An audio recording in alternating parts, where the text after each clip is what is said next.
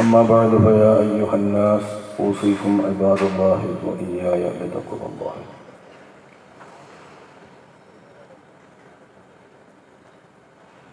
ഈ സമ്മേളനം നിയന്ത്രിക്കുന്ന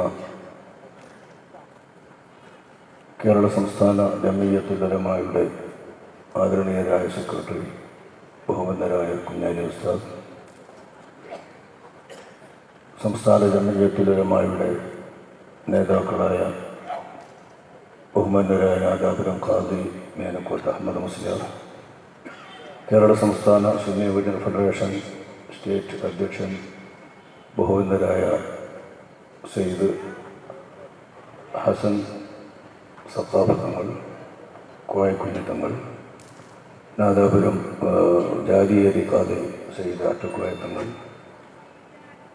പ്രിയപ്പെട്ട സഹപ്രവർത്തകന്മാർ ഇസ്മായിൽ മൗലവി ജാദിയരി, സയ്യിദ് മുഹമ്മദ് കോയ തങ്ങൾ തുടങ്ങി വേദിയിലുള്ള അതുപോലെ സദസ്സിലുള്ള പണ്ഡിതന്മാരെ, സഹോദരങ്ങളെ, സുഹൃത്തുക്കളെ, കേരള സംസ്ഥാന ജംഇയ്യത്തുൽ ഉലമ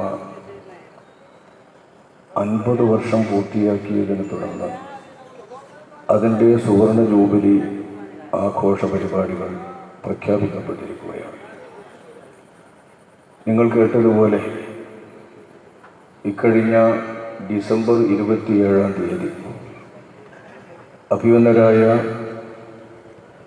ആരംഭം മുതൽ ഈ ജംഇയ്യത്തുൽ ഉലമായുടെ സ്ഥാപകാംഗങ്ങളിൽ പ്രമുഖരായും വളരെ കാലം ജോയിൻറ്റ് സെക്രട്ടറിയും ഏറ്റവും ദീർഘകാലം ഈ സംഘത്തിൻ്റെ ജനറൽ സെക്രട്ടറിയുമായ മൗലാന സയ്യിദ് രാമന്തളി തങ്ങളവറുകൾ ഈ വാർഷികത്തിൻ്റെ പരിപാടികൾ ഔദ്യോഗികമായി പ്രഖ്യാപിക്കുകയും ആ പ്രഖ്യാപനത്തിലെ പ്രഥമ പരിപാടിയായി ഈ കഴിഞ്ഞ ജനുവരി മാസവും ഫെബ്രുവരി മാസവും മഹല്ലുകൾ ശിഥിലമാകരുത് എന്ന പ്രമേയത്തിൻ്റെ പ്രചാരണത്തിന് വേണ്ടി തിരഞ്ഞെടുക്കുകയും ചെയ്തു. അതിൻ്റെ ഭാഗമായി നടക്കുന്ന ഈ പരിപാടി ഇൻഷാ അല്ലാഹ് ഈ ക്യാമ്പയിൻ ഫെബ്രുവരി 28-ാം തീയതി കോഴിക്കോട് മുതലക്കുളം മൈതാനിയിൽ വൈകുന്നേരം 4 മണി മുതൽ ആരംഭിക്കുന്ന പരിപാടിയോടുകൂടെ സമാപിക്കും. നിങ്ങളെല്ലാവരെയും ആ സമാപന പരിപാടികളിൽ കൂടി പങ്കെടുത്ത് വിജയിപ്പിക്കുന്നതിന് വേണ്ടി ക്ഷണിക്കുകയാണ്. പറ്റുന്നവരെല്ലാം അതിൽ പങ്കെടുക്കണമെന്ന് അഭ്യർത്ഥിക്കുകയാണ്. കേവലം ഒരു ശബ്ദത്തിന്, ബഹളത്തിന്, കോലാഹലമുണ്ടാക്കുന്നതിന്, പുതിയൊരു കുഴപ്പമുണ്ടാക്കുന്നതിന് ഒരുങ്ങി പുറപ്പെട്ടതല്ല കേരള സംസ്ഥാന ജംഇയ്യത്തുൽ ഉലമ. 50 വർഷം മുമ്പ് ഈ സംഘം രൂപീകരിക്കുമ്പോൾ 1967-ലെ സമസ്ത കേരള ജംഇയ്യത്തുൽ ഉലമായുടെ 42 വർഷത്തെ ചരിത്രത്തിൽ ആദ്യമായി ശാഖാപരമായ കർമ്മശാസ്ത്ര സംബന്ധിമായ ഒരു വിഷയത്തിൽ ഒരു കാര്യം ജായിസാണ് എന്ന ഇബാദത്തുമായി ബന്ധപ്പെട്ട, അതും സുപ്രധാനമായ ജുമുഅ ജമാഅത്ത് ബാങ്ക് തുടങ്ങിയിട്ടുള്ള ഇബാദത്തുകളുമായി ബന്ധപ്പെട്ട വിഷയത്തിൽ ഒരു മുശാവറ യോഗം ഒന്നിച്ചു ചേർന്ന് അതിൽ ഉച്ചഭാഷണി ഉപയോഗിക്കൽ ജായിസാണ് എന്ന് മതവിധി തീരുമാനിച്ചുകൊണ്ടുള്ള ഒരു തീരുമാനം 42 കൊല്ലത്തെ സമസ്ത ജംഇയ്യത്തുൽ ഉലമായുടെ പ്രവർത്തനത്തിലോ തീരുമാനങ്ങളിലോ കാണാൻ സാധ്യമല്ല. സമാനമായ പ്രശ്നങ്ങൾ ഉണ്ടാകുമ്പോൾ ഏതെങ്കിലും ഒരു മുഫ്തിയെ ഫത്വ കേൾപ്പിക്കുകയോ അതല്ലെങ്കിൽ ഇന്നത് മറുപടി കൊടുക്കാൻ തീരുമാനിക്കുകയോ ഇന്ന രീതിയിൽ അവരോട് പറയാനോ കത്തെഴുതാനോ ഓഫീസ് സെക്രട്ടറിയെ അധികാരപ്പെടുത്തുകയോ ചെയ്യുന്നു എന്നല്ലാതെ മുശാവറയുടെ സംഘത്തിൻ്റെ തീരുമാനമായി ഇങ്ങനെ ഒരു ശാഖാപരമായ വിഷയത്തിൽ തീരുമാനിച്ചത് 8/4/67 എന്ന് പറയുന്ന ആ തീയതി വരേക്കുള്ള സമസ്തയുടെ 42 വർഷത്തെ ചരിത്രത്തിൽ കാണാൻ സാധ്യമല്ലെന്നത് നിരവധി തവണ പൊതു സ്റ്റേജുകളിൽ നമ്മൾ വെല്ലുവിളിയോടുകൂടെ പറഞ്ഞിട്ടുള്ള വസ്തുതയാണ്. ഇതാർക്കും മിനുസ് വെച്ചോ തീരുമാനം വെച്ചോ തെളിയിക്കാൻ സാധ്യവുമല്ല. അത്തരം ഒരു വിഷയത്തെ തുടർന്നാണ് അന്നത്തെ സമസ്ത കേരള ജംഇയ്യത്തുൽ ഉലമയുടെ സമസ്ത സ്ഥാപിക്കുമ്പോഴുള്ള അംഗങ്ങളിൽ 3 പേർ മാത്രം ജീവിച്ചിരിക്കുന്ന അക്കാലത്തെ സ്ഥാപകാംഗങ്ങളിൽ 2 പേർ വണ്ടൂരിലെ താജുൽ ഉലമ ശൈഖുനായും തൻ്റെ സഹപാഠി കോഴിക്കോട് ഫറൂഖിലെ മൗലാനൽ മർഹൂം കുഞ്ഞറമുട്ടി മുസ്ലിയാർ നഫറല്ലാഹു മർഖദഹുമാ വനഫഅനാ ബിഹിമാ ഫിദ്ദാറൈൻ. ആ രണ്ട് മഹാന്മാർ, ബഹുമാനപ്പെട്ട റഈസുൽ മുഹഖഖീൻ കണ്ണിയത്ത് അഹമ്മദ് മുസ്ലിയാർ മാത്രമേ സ്ഥാപകാംഗങ്ങളിൽ അന്ന് വേറെ ശേഷിക്കുന്നുള്ളൂ. അദ്ദേഹം മാത്രമേ മറുഭാഗത്തുള്ളൂ. 2 പേരടക്കമുള്ള 6 പേരിലധികം അന്ന് സമസ്ത മുശാവറയിൽ നിന്ന് ബന്ധം പുലർത്തുകയും സമസ്തയോട് രാജിവെക്കുകയും ചെയ്യേണ്ട സ്ഥിതിവിശേഷം വന്നിട്ട് രൂപീകരിക്കപ്പെട്ട സംഘടനയാണ് കേരള സംസ്ഥാന ജംഇയ്യത്തുൽ ഉലമ. എന്നിട്ട് സമസ്തയെ അക്കാലം മുതൽ, അതായത് ബഹുമാനപ്പെട്ട കണ്ണിയത്ത് അഹമ്മദ് മുസ്ലിയാർ, ബഹുമാനപ്പെട്ട മർഹൂം ഇ.കെ. അബൂബക്കർ മുസ്ലിയാർ, അള്ളാഹു അവരെയും നമ്മയും എല്ലാം സ്വർഗത്തിൽ ഒരുമിച്ച് കൂട്ടുമാറാവട്ടെ, ആ 2 വ്യക്തികൾ, മഹാപ്രഭാവമുള്ള വ്യക്തികളുള്ള സമസ്ത കേരള ജംഇയ്യത്തുൽ ഉലമ എന്ന മഹത്തായ സംഘടനയെ ആവശ്യമുള്ളപ്പോൾ തിരുത്തിയും പറഞ്ഞും വിമർശിക്കേണ്ടിടത്ത് വിമർശിച്ചും മാന്യമായ ഭാഷയിൽ സംസാരിച്ചുകൊണ്ടുമാണ് ഈ സംഘടന മെല്ലെ 50 വർഷം ഇപ്പോൾ പൂർത്തിയാക്കിയിരിക്കുന്നത്. ഞങ്ങൾ ആരുടെയെങ്കിലും പ്രസംഗത്തിൽ സമസ്ത കേരള ജംഇയ്യത്തുൽ ഉലമയുടെ ഉത്തരവാദപ്പെട്ട നേതാക്കളെ കുറ്റപ്പെടുത്തുകയോ മാന്യതക്കും ബഹുമാനത്തിനും നിരക്കാത്ത നിലക്ക് അവരെ സംബോധന ചെയ്യുകയോ അവരെക്കുറിച്ച് വ്യക്തിഹത്യ നടത്തുന്ന എന്തെങ്കിലും ഒരു പ്രയോഗങ്ങൾ നടത്തുകയോ സമസ്തയുടെ കേവലം യുവജന സംഘത്തിൻ്റെയോ വിദ്യാർത്ഥി സംഘത്തിൻ്റെയോ ഒരു കൊച്ചു പ്രവർത്തകനെ പോലും വ്യക്തിഹത്യ നടത്തുകയോ ചെയ്യുന്ന പ്രസംഗങ്ങൾ 50 വർഷത്തെ ഈ സംസ്ഥാന ജംഇയ്യത്തുൽ ഉലമയുടെയും കീഴ്ഘടകമായ സുന്നി യുവജന ഫെഡറേഷൻ്റെയും പരിപാടികളിൽ കേൾക്കാൻ ആർക്കും സാധ്യമല്ല. ഇതാണ് ഞങ്ങൾക്ക് ഞങ്ങളുടെ മഹത്തുക്കളായ മഹാരഥന്മാരായ വഴികാട്ടികളായ പ്രമുഖന്മാർ പഠിപ്പിച്ചു തന്ന രീതി, ഞങ്ങളെ അവർ പരിശീലിപ്പിച്ചിട്ടുള്ള രീതി ഇതാണ്. പക്ഷേ 50 വർഷം കഴിഞ്ഞ് സുവർണ ജൂബിലി ആഘോഷിക്കുമ്പോൾ കേരളത്തിൻ്റെ പൊതുരംഗം അങ്ങനെയല്ല. രാഷ്ട്രീയ രംഗം അവിടെ ഇരിക്കട്ടെ, മതരംഗത്ത് മതകീയമായി ജനങ്ങളെ നയിക്കുന്നതിന് വേണ്ടി, ദീനിൽ ജനങ്ങളെ അണിനിരത്തുന്നതിന് വേണ്ടി രൂപീകരിക്കപ്പെട്ട പണ്ടത്തെ സംഘടനകളെ നയിക്കുന്നതും അതിൻ്റെ ഔദ്യോഗിക പ്രമുഖ വക്താക്കളായി പുറത്ത് പ്രസംഗിക്കുന്നതും നടക്കുന്നതുമെല്ലാം അത്യാവശ്യം ചെറിയ കുട്ടികളാണ്. SKSSന്റെ കുട്ടികൾ. ഉത്തരവാദപ്പെട്ട നേതാക്കളല്ല കാര്യങ്ങൾ സംസാരിക്കുന്നത്, കാര്യങ്ങൾ പറയുന്നതും തീരുമാനിക്കുന്നതും ഔദ്യോഗികമായി ഇതര സംഘടനകളെ ആധികാരികമായി എന്ന് പറഞ്ഞുകൊണ്ട് വെല്ലുവിളിക്കുന്നത് വരെ അധികാരപ്പെട്ടവർ എന്ന് സ്വയം തോന്നുന്നത് കൊണ്ടല്ലേ. ആധികാരികമായി വെല്ലുവിളിക്കുന്നു എന്ന് ഒരു SKSSകാരൻ പറയണമെങ്കിൽ സമസ്തയുടെ പേരിൽ അധികാരം തങ്ങൾക്കാണ് എന്ന് സ്വയം സമ്മതിക്കുകയാണല്ലോ അവിടെ. ഈ വിധത്തിൽ ചെറിയ കുട്ടികളുടെ സംഘം പൊതുരംഗത്തെ പ്രവർത്തനങ്ങളും മതപ്രബോധന പ്രവർത്തനങ്ങളും ഏറ്റെടുത്ത് നടത്തുമ്പോൾ സംഘടനാ രംഗം ഇന്ന് വളരെ മലീമസമായ ഒരവസ്ഥയിലാണ്. നിങ്ങൾക്കറിയാം, ഈ കഴിഞ്ഞ ഒരു ദശകത്തിൽ നടന്നിട്ടുള്ള സംഭവങ്ങളിൽ ചിലത് ഇന്നത്തെ മതസംഘടനാ നേതാക്കളുടെയും പ്രവർത്തകന്മാരുടെയും ബഹുമാനപ്പെട്ട സമസ്ത കേരള ജംഇയ്യത്തുൽ ഉലമയുടെയും ഇന്നെത്തിപ്പെട്ട ദുർഗതിയെ വളരെ പ്രയാസത്തോടുകൂടെ തന്നെ ഓർക്കാൻ നമുക്ക് മനസ്സിലാക്കി തരുന്ന രീതിയിലുള്ള പ്രവർത്തനമാണ്. നിങ്ങൾ ഓർക്കുക, ഇപ്പോൾ മരണപ്പെട്ട മുസ്ലിം സമുദായത്തിൻ്റെ തന്നെ ദീർഘകാലം പാർലമെന്റിലെ ശബ്ദമായ, വിദേശ രാജ്യങ്ങളിൽ ഇന്ത്യയുടെ തന്നെ ശബ്ദവും അനേകം മുസ്ലിങ്ങൾക്കും വിദേശികളായ മുസ്ലിമീങ്ങൾക്കും പലവിധത്തിലുള്ള ഉപകാരങ്ങളും ചെയ്തിട്ടുള്ള ഒരു മഹാനായ രാഷ്ട്രീയ നേതാവാണ് ബഹുമാനപ്പെട്ട ഇ. അഹമ്മദ് സാഹിബ്.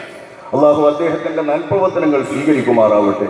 വീഴ്ചകളും കുറവുകളും വന്നതുണ്ടെങ്കിൽ അള്ളാഹു തആല പുറത്തു കൊടുക്കുമാറാവട്ടെ. സ്വർഗത്തിൽ അദ്ദേഹത്തെയും നമ്മയും അള്ളാഹു സുബ്ഹാനഹു വ തആല പ്രവേശിപ്പിക്കുമാറാവട്ടെ.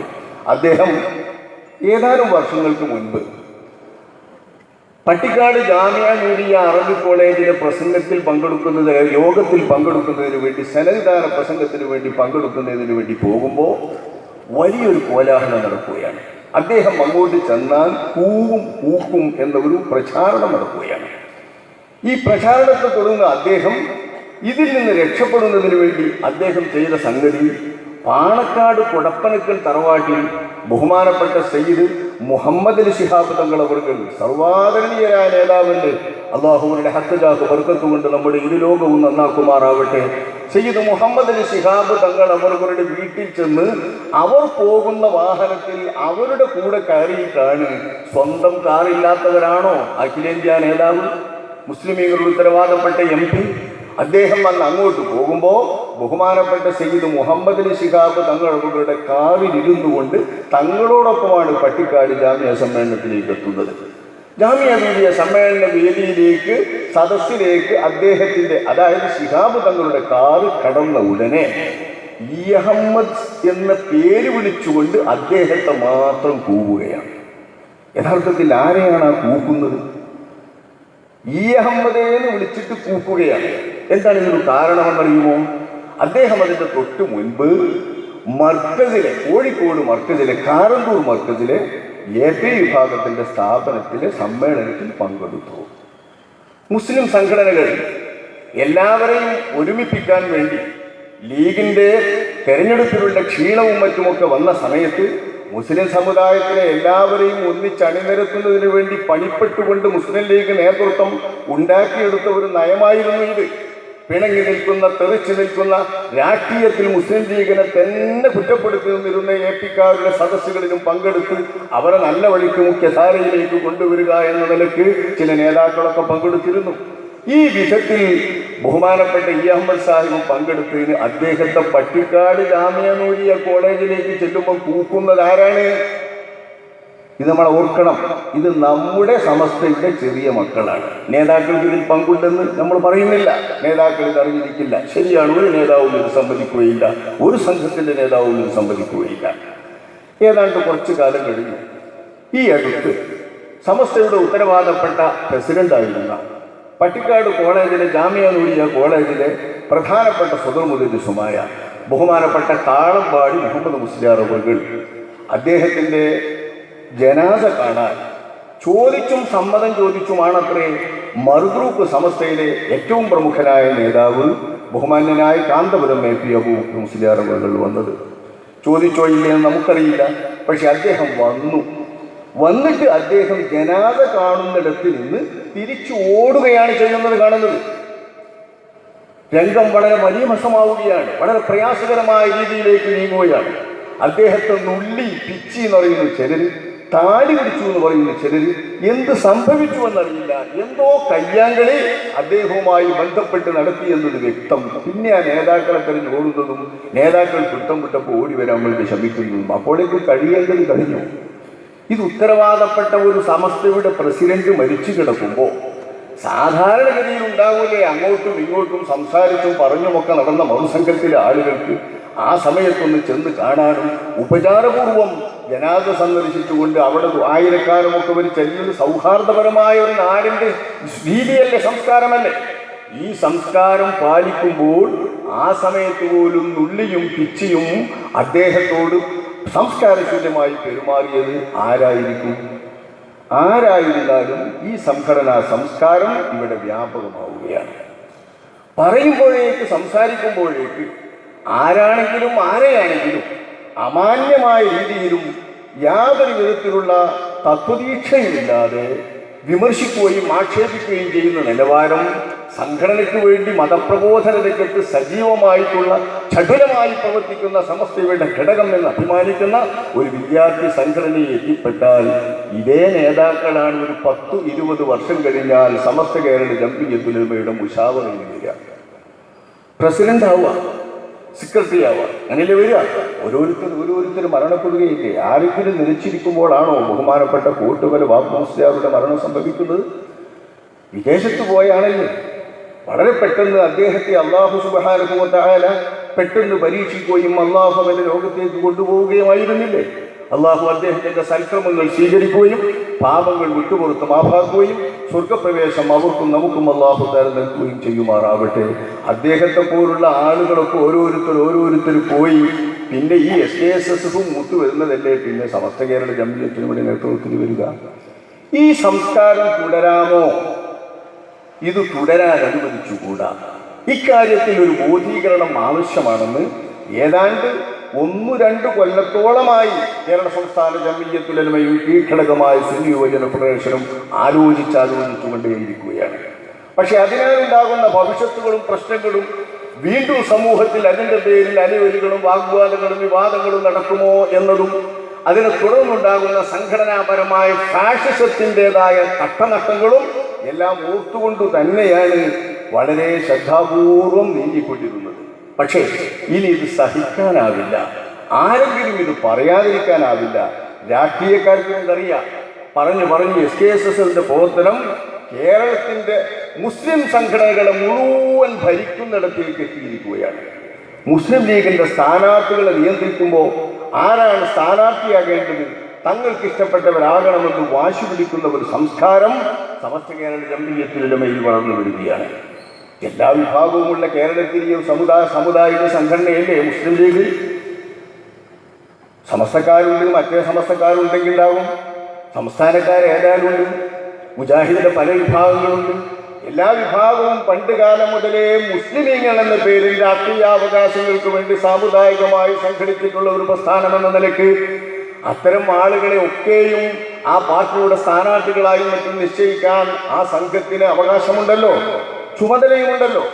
ആ ചുമതല നിർവഹിക്കുന്നതിൽ പുറത്തു നിന്ന് സമസ്തയ്ക്ക് ഇഷ്ടപ്പെട്ടവരെ പഥ്യമായവരെ മാത്രം സ്ഥാനാർത്ഥിയും മന്ത്രിയാക്കണമെന്ന് വരെയുള്ള അണിയറയിലെ പിടിവലികളും നിയന്ത്രണങ്ങളും സഹിക്കവയ്യാത്ത ഒരുപാട് നേതാക്കൾ ഇന്ന് സമുദായത്തിലുണ്ട്. പക്ഷെ തുറന്നു പറയാൻ എല്ലാവർക്കും ഭയം, പേടി. എന്തിന് പേടിക്കണം, എന്തിന് ഭയപ്പെടണം? അതാണ് ഫാഷിസം. പേടിച്ചേ പറ്റൂ, പേടിക്കാതിരിക്കാൻ പറ്റില്ല. 99.25 മഹല്ലുകളും തങ്ങളുടേതാണ് എന്നൊരു സംഘടന അവകാശപ്പെടുന്നു. 99.25 മഹല്ലുകളും തങ്ങളുടേതാണ്, തങ്ങളുടെ മഹല്ലാണ്. ശരിയാണ്. ഓല നിയന്ത്രണത്തിലും ഒരു പറയുന്നത് കേൾക്കാന്നുള്ള നിലക്കാണ് ഇത്. ആ അക്ഷരാർത്ഥത്തിൽ തന്നെ സമസ്തയുടെ മഹല്ലുകളായി മാറിയാൽ പിന്നെ ഈ കേരളത്തിൻ്റെ ദയനീയ സ്ഥിതി എന്താകും? ഇവർക്ക് ഇത്ര മഹല്ലിൽ ചെറിയൊരധികാരം എന്ന് പറഞ്ഞാൽ ഇപ്പോൾ മഹല്ലുകളിലെ അധികാരം എന്താണെന്നറിയുന്നത്? നാട്ടുകാരുണ്ടാക്കിയ പള്ളി, നാട്ടുകാർ ഭരിക്കുന്ന പള്ളി, നാട്ടിലെ മഹല്ല് ജമാഅത്തുകളോ മുത്തവല്ലിമാരോ നിയന്ത്രിക്കുന്ന പള്ളി, അവിടുത്തെ സേവകന്മാരെ നാട്ടുകാർ തീരുമാനിക്കുന്നു, അവർക്ക് ശമ്പളം കൊടുക്കുന്നത് നാട്ടുകാർ നിർവഹിക്കുന്നു, അവർക്ക് ചെലവ് കൊടുക്കുന്നതും നാട്ടുകാർ നിർവഹിക്കുന്നു. മദ്രസകളും അങ്ങനെ തന്നെ.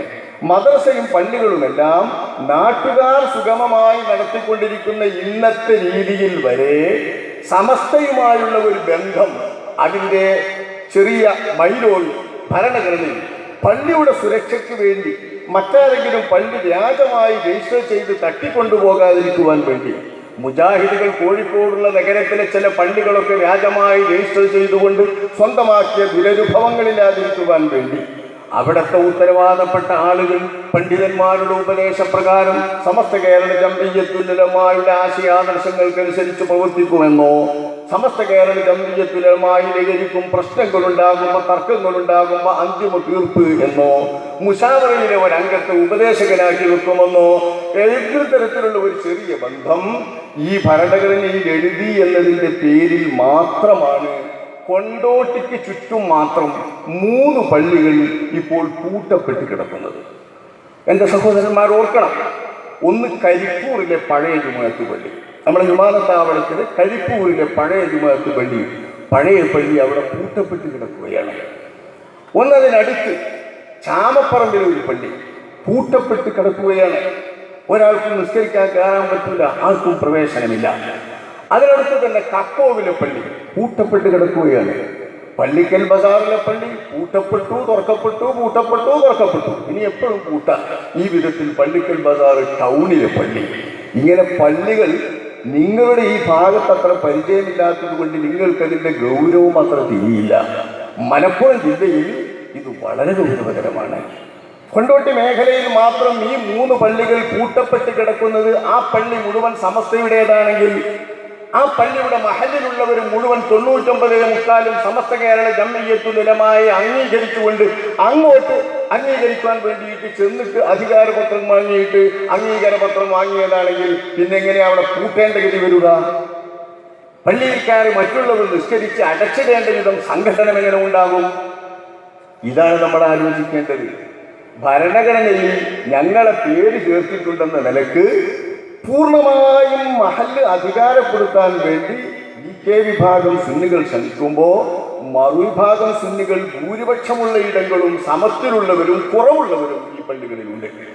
ഞാൻ എൻ്റെ അന്വേഷണത്തിൽ ചാമ്പപ്പറമ്പ് പ്രദേശത്തെ നിഷ്പക്ഷരായ ഒരു ചെറുപ്പക്കാർ എൻ്റെ അടുത്ത് വന്ന് അവിടുത്തെ പ്രയാസങ്ങളും ബുദ്ധിമുട്ടുകളൊക്കെ പറഞ്ഞിട്ട് അവിടെ നാട്ടുകാരൊന്ന് ഉണർത്താൻ വേണ്ടിയിട്ടൊന്ന് വന്ന് പ്രസംഗിക്കാൻ പറ്റുമെന്ന് ചോദിച്ചു.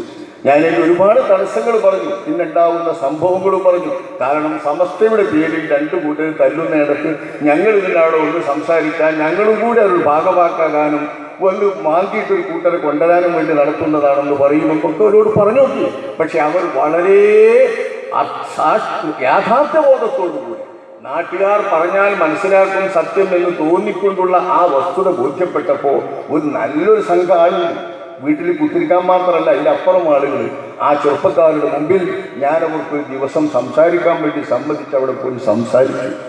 സംസാരം സമസ്തയും സംസ്ഥാനവുമായിട്ടുള്ള ബന്ധമോ ഞങ്ങളിവിടെ നാട്ടിൽ പ്രവേശിക്കുന്നതോ ഒന്നുമില്ല. ഈ നാടിൻ്റെ സ്ഥിതി എന്ന് പറഞ്ഞപ്പോൾ അന്നത്തെ രാത്രിയുടെ പ്രസംഗം കഴിഞ്ഞ് പിറ്റേന്ന് നാട്ടുകാർ ഈ നിഷ്പക്ഷരായ ആളുകൾക്ക് തുറന്നു കൊടുക്കാം, ഭരണഘടന പ്രകാരം നിങ്ങൾ നോക്കിയാൽ മതി എന്ന് പറഞ്ഞെത്തിയിരുന്നു.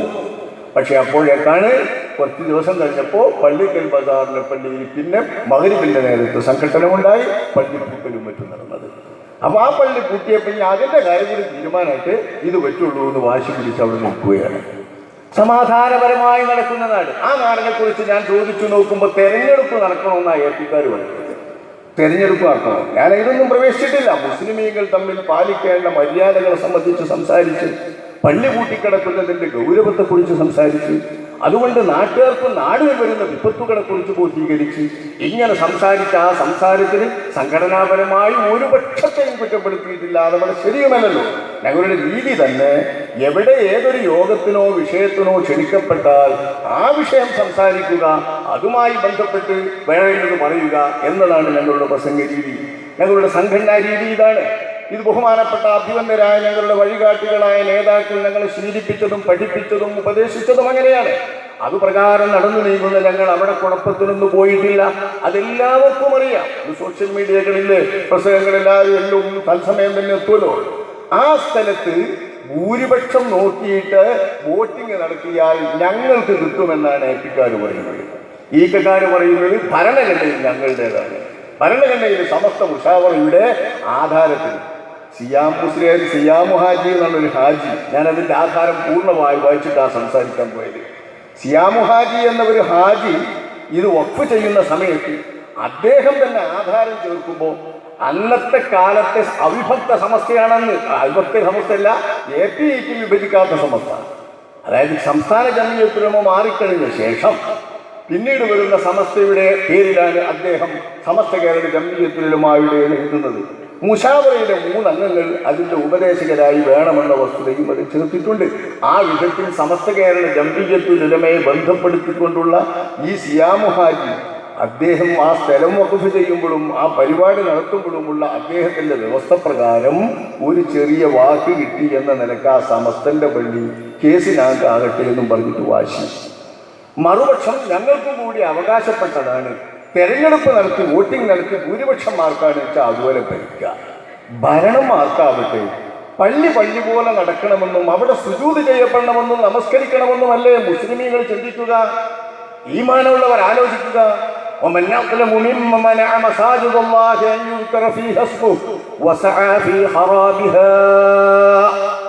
പള്ളികൾ വിജനമാവുകയും അതിൽ നടക്കേണ്ട ഇബാദത്തുകളെ തൊട്ട് അത് കാലിയാവുകയും ചെയ്യുന്നതിന് പരിശ്രമിക്കുന്ന മനുഷ്യൻ, അല്ലാഹുവിന്റെ ദിക്റും സ്വലാത്തും പള്ളികളിൽ നടക്കുന്നത് തടയുന്ന മനുഷ്യൻ, അത്തരക്കാരെക്കാൾ വലിയ ആക്രമി ആരുണ്ട്? ഒരാളും അവരെക്കാൾ വലിയ ആക്രമികളായി അല്ലാഹുവിന്റെ ഭൂമിയിൽ മനുഷ്യ മക്കളിലില്ല എന്ന് വിശുദ്ധ ഖുർആൻ പറയുന്നത് എല്ലാ പള്ളികൾ തടയുന്ന മുസ്ലിമിനും അമുസ്ലിമിനും എല്ലാ വിഭാഗത്തിനും ബാധകമാണെന്ന് ബഹുമാനപ്പെട്ട ഇമാം ഖുർത്തുബിയെ പോലുള്ള മുഫസ്സിറുകൾ രേഖപ്പെടുത്തുന്നു. ആ മഹാപാതകമാണ് 2 വിഭാഗം സമസ്തക്കാരുടെയും കുഴപ്പത്തെ തുടർന്ന് നടന്നുകൊണ്ടിരിക്കുന്നത്. ഇത് 1-2 സ്ഥലത്തെ പ്രശ്നം മാത്രമല്ല. നാടായ നാടുകളിലൊക്കെയും മദ്രസയുടെ ഭരണത്തിന് വേണ്ടിയിട്ടും പള്ളിയുടെ ഭരണത്തിന് വേണ്ടിയിട്ടും ചേറൂരിൽ, വേങ്ങരയിൽ പലയിടങ്ങളിലും ഇത് നടക്കുകയാണ്. ഈ അഴിഞ്ഞാട്ടം നടന്നുകൊണ്ടിരിക്കുമ്പോൾ ജംഇയ്യത്തുൽ ഉലമായുടെ സുവർണ ജൂബിലി ആഘോഷത്തിൻ്റെ ആ സമയത്ത് ഒരു സംഘടനാ സംസ്കാരമെങ്കിലും സമൂഹത്തിൽ നിലനിൽക്കുന്ന കാര്യം പറഞ്ഞ് പഴയ കാലത്ത് ഉലമാക്കന്മാർ ഭിന്നിച്ചാൽ എങ്ങനെയിരുന്നു എന്ന വസ്തുത സമൂഹത്തെ ബോധീകരിച്ച് സമൂഹത്തിൻ്റെ മുമ്പിൽ ഈ വിഷയം വെക്കുകയും കൂടുതൽ നാട്ടിൽ ശൈഥില്യമുണ്ടാകാതിരിക്കാൻ, ശിഥിലമാകരുത് എന്നാണ് നമ്മൾ പ്രമേയം, ആക്കരുത് എന്നല്ല, വളരെ സൂക്ഷിച്ചുകൊണ്ടാണ് ഞങ്ങൾ പ്രമേയം കൈകാര്യം ചെയ്യുന്നത്. മഹല്ലുകൾ ശിഥിലമാകരുത്. ആരുടെയും ഒരു നടപടി കൊണ്ടും മഹല്ലുകൾ ശിഥിലമാകരുത്. ഇത് സംസ്ഥാനക്കാർക്കും ബാധകമാണ്, സമസ്തക്കാർക്കും ബാധകമാണ്, ഏപ്പിക്കാർ ഈക്കക്കാർ എന്ന രണ്ട് വിഭാഗത്തിന് ബാധകമാണ്, മുജാഹിദ് വിഭാഗത്തിന് ബാധകമാണ്. മഹല്ലുകൾ ശിഥിലമാകരുത്. ശിഥിലമാകരുത് എന്ന് പറയുന്നത് ആരുടെ എന്ത് പണികൊണ്ടാണെങ്കിലും ശിഥിലമാകരുത്. 99.25% പള്ളികളും ഞങ്ങളുടേതാണ് എന്ന് പറഞ്ഞിട്ട് ആധിപത്യവും ഫാഷിസ്റ്റ് നയവും തുടരുമ്പോൾ മഹല്ലുകളും മദ്രസകളും ഒക്കെ തങ്ങൾക്കേ ആകാവൂ എന്ന് വാശി പിടിക്കുന്നത് പോലെ തന്നെ ഇനി അതിൽ സേവനം ചെയ്യുന്ന സേവകന്മാരും ഖാദിമാരും ഖതീബുമാരും മുദരിസുമാരും അധ്യാപകരും മുഅല്ലിമീങ്ങളും മുഖ്രിമാരും മുഅദ്ദിനുകളും എല്ലാം തങ്ങളുടെ തന്നെ രേഖയുള്ള പ്രവർത്തകന്മാരെ ആകാൻ പറ്റുള്ളൂ എന്ന വിധത്തിലുള്ള വാശിയോടുകൂടെയുള്ള ആസൂത്രിതമായ സൂത്രപരമായ കരുനീക്കങ്ങൾ നടന്നുകൊണ്ടിരിക്കുമ്പോൾ ഇക്കാര്യം നേരിട്ട് പറഞ്ഞിട്ടും പത്രത്തിൽ എഴുതിയിട്ടും അറിയേണ്ട വിധം അറിയിച്ചിട്ടും സാധാരണഗതിയിൽ ഒരു സംഘടനയെ ബോധ്യപ്പെടുത്തേണ്ട മാർഗങ്ങൾ സ്വീകരിച്ചിട്ടും അവരുടെ കാതുകളിൽ എത്തുന്നില്ലെങ്കിൽ ആ ബഹിരകർണങ്ങളെ കേൾപ്പിക്കാൻ ഇനി ജനങ്ങളുടെ മുമ്പിൽ വിഷയം വെക്കുകയല്ലാതെ മറ്റൊന്നും രക്ഷയില്ലെന്ന് തോന്നിയതുകൊണ്ട് മാത്രമാണ് സഹോദരങ്ങളെ ഈ വിഷയം പൊതുജനങ്ങളുടെ മുമ്പിൽ ഒരു ക്യാമ്പയിൻ എന്ന രീതിയിൽ അവതരിപ്പിക്കുന്നത്. നമ്മളെ സംബന്ധിച്ചിടത്തോളം നമ്മൾ ബോധ്യപ്പെട്ട് കാര്യങ്ങൾ മനസ്സിലാക്കി ആർജവത്തോടുകൂടെ നിന്നാൽ തന്നെ മഹല്ലുകളിൽ ശൈഥില്യം വരില്ല. ഇപ്പൊ നടക്കുന്ന സംഘടനാ പ്രവർത്തനം ഈ രണ്ട് കൂട്ടരും തമ്മിലായപ്പോൾ വളരെ മോശമായ സ്ഥിതിവിശേഷമാണ് നടക്കുന്നത്. 6 അംഗങ്ങൾ പിരിഞ്ഞുകൊണ്ടല്ലേ AP വിഭാഗം എന്നൊരു സമസ്തയും മറുവിഭാഗം EK സമസ്തയും എന്ന പേരിൽ പ്രവർത്തിക്കുന്നത്. ഇതുപോലെ 6 അംഗങ്ങളും അതിലധികവും കേരള സംസ്ഥാന ജംഇയ്യത്തുൽ ഉലമ എന്ന സംഘം രൂപീകരിക്കുന്ന കാലത്തുണ്ട്. അവർ പിരിഞ്ഞിട്ടുണ്ട്. എന്നിട്ട് അവർക്ക് രാഷ്ട്രീയ പാർട്ടികളിലെ ഏതെങ്കിലും ഒരു പാർട്ടിയെ കൂട്ടുപിടിച്ചുകൊണ്ട് സമസ്തയെ ആഞ്ഞടിച്ചുകൊണ്ട് മദ്രസകൾ പിടിക്കാനോ പള്ളി പിടിക്കാനോ വേണ്ടിയുള്ള എന്തെങ്കിലും ശ്രമങ്ങൾ നടത്തിയാൽ കുറച്ച് സ്ഥലങ്ങളൊക്കെ എന്തെങ്കിലും ചെയ്യാൻ പറ്റില്ലേ?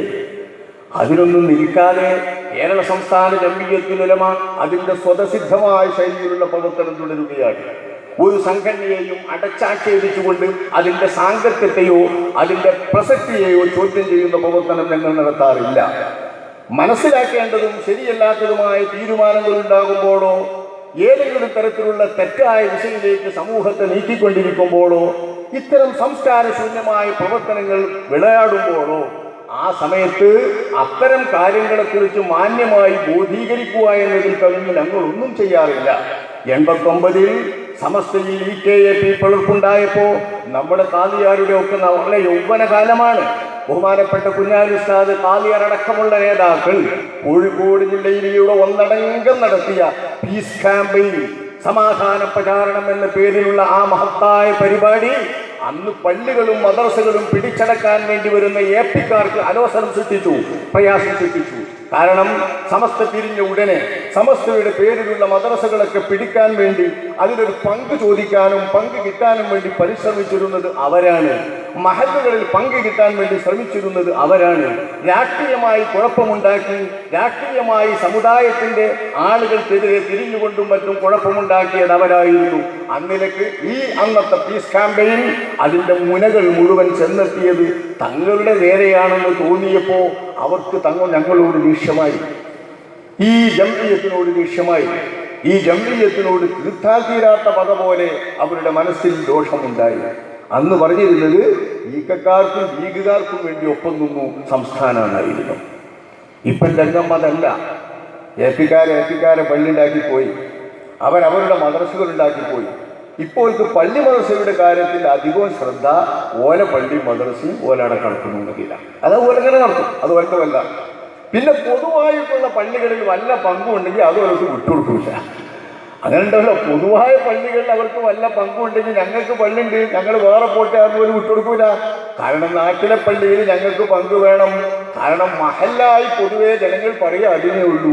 നാടിൻ്റെ പാരമ്പര്യ മഹല്ല്, ഈ മഹല്ല് അപ്പോൾ നാദാപുരം പള്ളി, വാണിമേൽ പള്ളി, ഈ പള്ളികളൊക്കെ സമസ്ത ഉണ്ടാകുന്നതിന് മുമ്പുണ്ടായതായിരിക്കുമല്ലോ.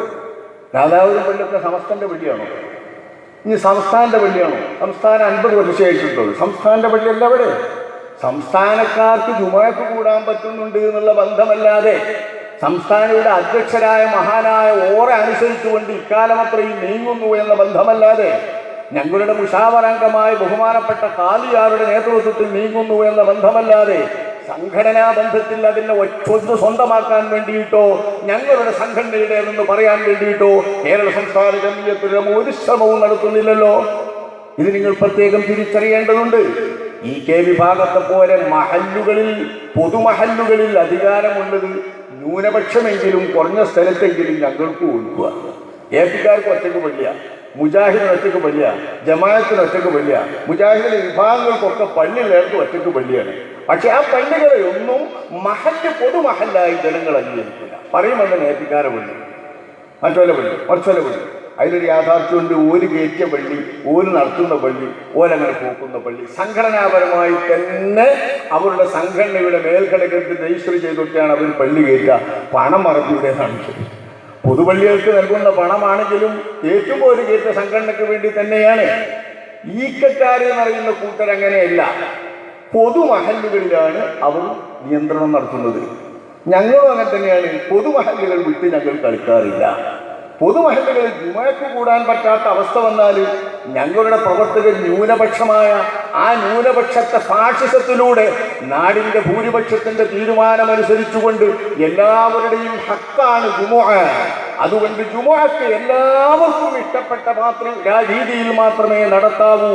ഒരാളുടെയും ഹക്കിന് അതിക്രമത്തോടുകൂടെ കയ്യേറ്റം ചെയ്യാൻ പാടില്ല എന്ന് സമസ്ത കേരള ജംഇയ്യത്തുൽ ഉലമായുടെ പ്രസിഡന്റ് ബഹുമാനപ്പെട്ട റഈസുൽ മുഹദ്ദിഖീൻ കണ്ണിയത്ത് അഹ്മദ് മുസ്ലിയാർ അവർകൾ തന്റെ ഒരു ഫത്വയിൽ വ്യക്തമാക്കിയത് ഞങ്ങൾ പ്രസിദ്ധീകരിക്കാറുണ്ട്. അദ്ദേഹത്തിന്റെ ശരിയായൊരു ഫത്വയാണത്. ഈ ഫത്വ പോലും പാലിക്കാതെ സംഘടനാ ഫാഷിസത്തിലൂടെ ഭൂരിപക്ഷത്തിന്റെ മറവിൽ നാടുകളിൽ ജുമുഅകളിൽ സ്പീക്കർ വെച്ചുകൊണ്ട് ഞങ്ങളുടെ പ്രവർത്തകന്മാർക്ക് ജുമുഅക്ക് കൂടാൻ പറ്റാത്ത അവസ്ഥയുണ്ടാകുമോ? ഞങ്ങളുടെ പ്രവർത്തകന്മാർ ന്യൂനപക്ഷമായ സ്ഥലങ്ങളിൽ എവിടേക്കെങ്കിലും വണ്ടി കയറി പോവുകയാണ് ഞങ്ങൾ ജുമുഅ കിട്ടാൻ ഈസ്റ്ററില്ലാത്തവരുടെ സ്ഥലവും വിട്ടു നോക്കിയിട്ട്. ഇങ്ങനെയാണ് ഞങ്ങൾ. പക്ഷെ എന്നാലും മഹല്ലിന്റെ ബന്ധമോ വരിസംഖ്യ അടക്കലോ മറ്റു പ്രവർത്തനങ്ങളോ ഞങ്ങൾ നിർത്താറില്ല. ഇനി ഞങ്ങളുടെ ആളുകളും ഞങ്ങളുടെ ഖാദിമാരും നിലനിൽക്കുന്ന സ്ഥലങ്ങളും ഞങ്ങൾ ഖാദിമാരായി നിലകൊള്ളുന്ന മഹല്ലുകളും ആ മഹല്ലുകളും പൊതുമഹല്ലുകളാണ്. അവിടെ സമസ്തക്കാരുണ്ട്, മുജാഹിദീങ്ങൾ വരെയുണ്ട്. പള്ളിയായിട്ട് ബന്ധപ്പെട്ടിട്ട് എല്ലാ വിഭാഗവും ഒന്നിച്ചു കൊണ്ടുപോകുന്ന മഹല്ലുകളിൽ എല്ലാവർക്കും ഒന്നിച്ചു കൂടാവുന്ന സ്പീക്കറില്ലാത്ത ജുമുഅയും ഇബാദത്തുകളും നടക്കും എന്നത് ശരിയാണ്. അതങ്ങനെ തന്നെയല്ലേ വേണ്ടത്. അത് മുത്തനബിയുടെ കാലം മുതൽ ഇസ്ലാം ദീൻ ഇവിടെ പ്രചരിച്ചയിടം മുതൽ നടന്നു വരുന്ന പാരമ്പര്യ രീതിയല്ലേ? അതെല്ലാവർക്കും സ്വീകാര്യമായ രീതിയുമല്ലേ? തങ്ങളവர்கள் ഉദ്ഘാടനത്തിൽ പറഞ്ഞതുപോലെ മുജാഹിദീങ്ങൾക്ക് വരെ ആ ജുമുഅ ബാത്തിലാണ് എന്ന അഭിപ്രായമില്ലല്ലോ. പഴയ കാലത്തെ ജുമുഅ അങ്ങനെ ആരെങ്കിലും അഭിപ്രായപ്പെട്ടാൽ റസൂലുള്ളാഹിന്റെ ജുമുഅയും സ്വഹാബത്തിന്റെ ജുമുഅയൊക്കെ ബാത്തിലാണ് എന്നല്ല പറയുന്നതിനർത്ഥം. അപ്പൊ അതുകൊണ്ട് തന്നെ എല്ലാവർക്കും സ്വീകാര്യമായ ഏവർക്കും ജുമുഅ സാധുവായി കിട്ടുന്ന തരത്തിൽ ഇബാദത്തുകൾ നടത്താൻ വേണ്ടി ഞങ്ങൾ പരിശ്രമിക്കും. ഞങ്ങൾക്ക് ഭൂരിപക്ഷമുള്ളിടത്തും അധികാരമുള്ളിടത്തും എന്നത് സത്യമാണ്. ഇത് ശിഥിലവകരണ പ്രവർത്തനമല്ല, ശൈഥില്യം ഉണ്ടാകേണ്ട പ്രവർത്തനവുമല്ല. മറുപക്ഷത്തെ യാതൊരു വിധത്തിലും അടിച്ചമർത്തുകയോ അവകാശ നിഷേധം നടത്തുകയോ അവരെ പള്ളിവേലകളിൽ നിന്നോ മദ്രസാ ജോലികളിൽ നിന്നോ മാറ്റിവിടപ്പെടുന്ന എന്തെങ്കിലും ചെയ്യുകയോ ഇല്ല. ഞങ്ങൾക്ക് ആകെ കുറച്ച് മദ്രസയേ ഉള്ളൂ. ശരിയാണ്. ഈ 10,000 മദ്രസ ഒന്നായിട്ട് പണ്ട് കാലം മുതലേ ഉള്ളത് തടഞ്ഞു വെച്ചാൽ ഇനി ഉണ്ടാകണ മദ്രസയിൽ നിന്നൊക്കെ ഭൂരിപക്ഷം അങ്ങനെ പോയാൽ കുറച്ചെന്നെ ഉണ്ടാവുള്ളൂ. ഇവരിപ്പോൾ ഈ 10,000 മദ്രസ എന്ന് പറയുമ്പോൾ വിചാരിച്ചു ഇവരെ SKSSFിൻ്റെ കുട്ടികൾ ഉണ്ടാക്കിയതായി 10,000 മദ്രസ. SKSSF ഇന്നലെ മിന്നാണ് ഉണ്ടാകുന്നതാണ്. 42 വർഷക്കാലം സമസ്തയുടെ സ്ഥാപകാംഗമായിക്കൊണ്ട് സ്ഥാപനം മുതൽക്ക് ആ സംഘത്തിന് വേണ്ടി വളരെയധികം ജീവത്യാഗം ചെയ്തവരാണ് ബഹുമാനപ്പെട്ട വണ്ടൂരിലെ താജുൽ ഉലമാ അവർകൾ.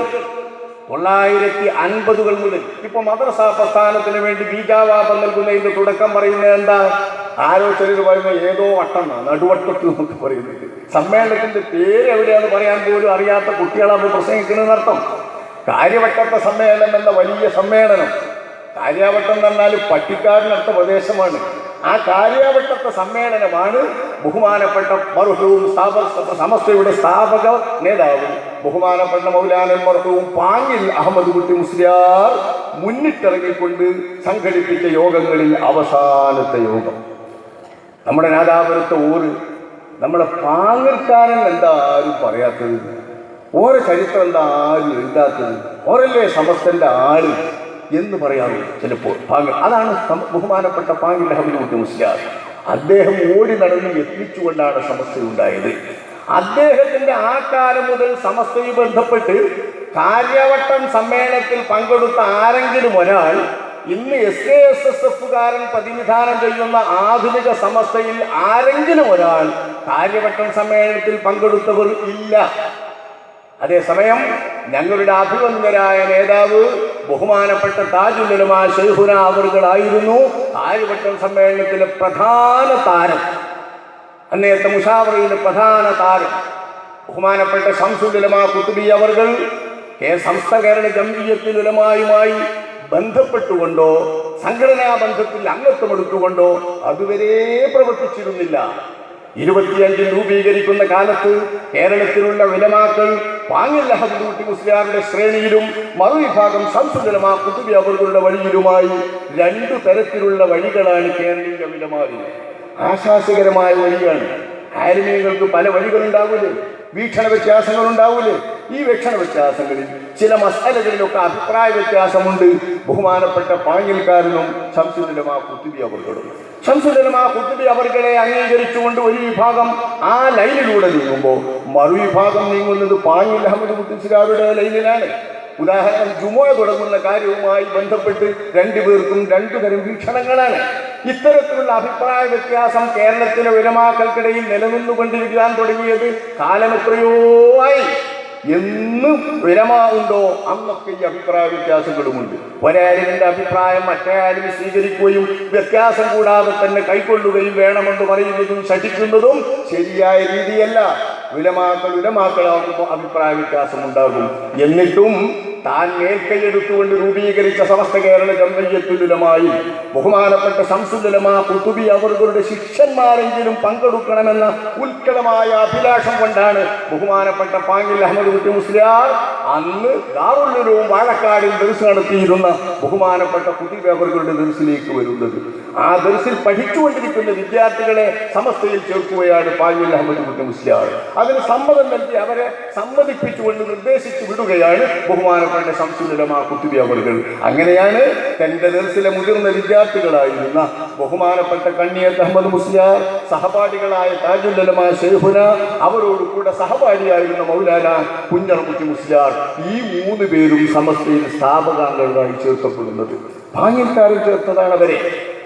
നോക്കണം നിങ്ങൾ, അന്ന് തൊട്ട് തന്റെ ശിഷ്യന്മാർ സമസ്തയിൽ പ്രവർത്തിച്ചുകൊണ്ട് 2 ശ്രേണിയിലുള്ള കേരളീയ ഉലമാക്കളെയും ഒരു സംഘടനയ്ക്ക് കീഴിൽ ഒരുമിച്ച് കൂട്ടിക്കൊണ്ട് ഒരുമിപ്പിച്ചു കൊണ്ടുപോകുന്ന മഹാനായ പാങ്ങിൽ അഹമ്മദ് കുട്ടി മുസ്ലിയാരുടെ ആ ശൈലിക്കൊപ്പം സമസ്തയിൽ തന്റെ ശിഷ്യന്മാർ പ്രവർത്തിക്കുമ്പോൾ ശംസുൽ ഉലമാ ഖുത്ബി സമസ്തയിൽ നേരിട്ടു അംഗമായിരുന്നില്ല.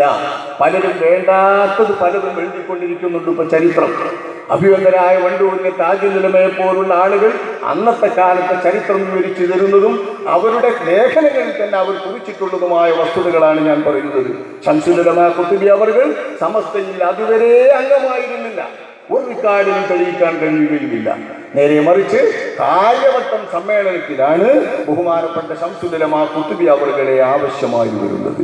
കാരണം സമ്മേളനത്തിൽ അധ്യക്ഷനെ ക്ഷണിക്കാൻ വേണ്ടി കുറച്ച് ദൂരെ മറ്റ് സംസ്ഥാനങ്ങളിലേക്ക് പോയ ബഹുമാനപ്പെട്ട പാങ്ങിൽ അഹമ്മദ് കുട്ടി മുസ്ലിയാർ മടങ്ങി വരുമ്പോഴേക്ക് വളരെ ക്ഷീണിതനായി, രോഗാതുരനായി, പ്രയാസപ്പെട്ടു കിടന്നു.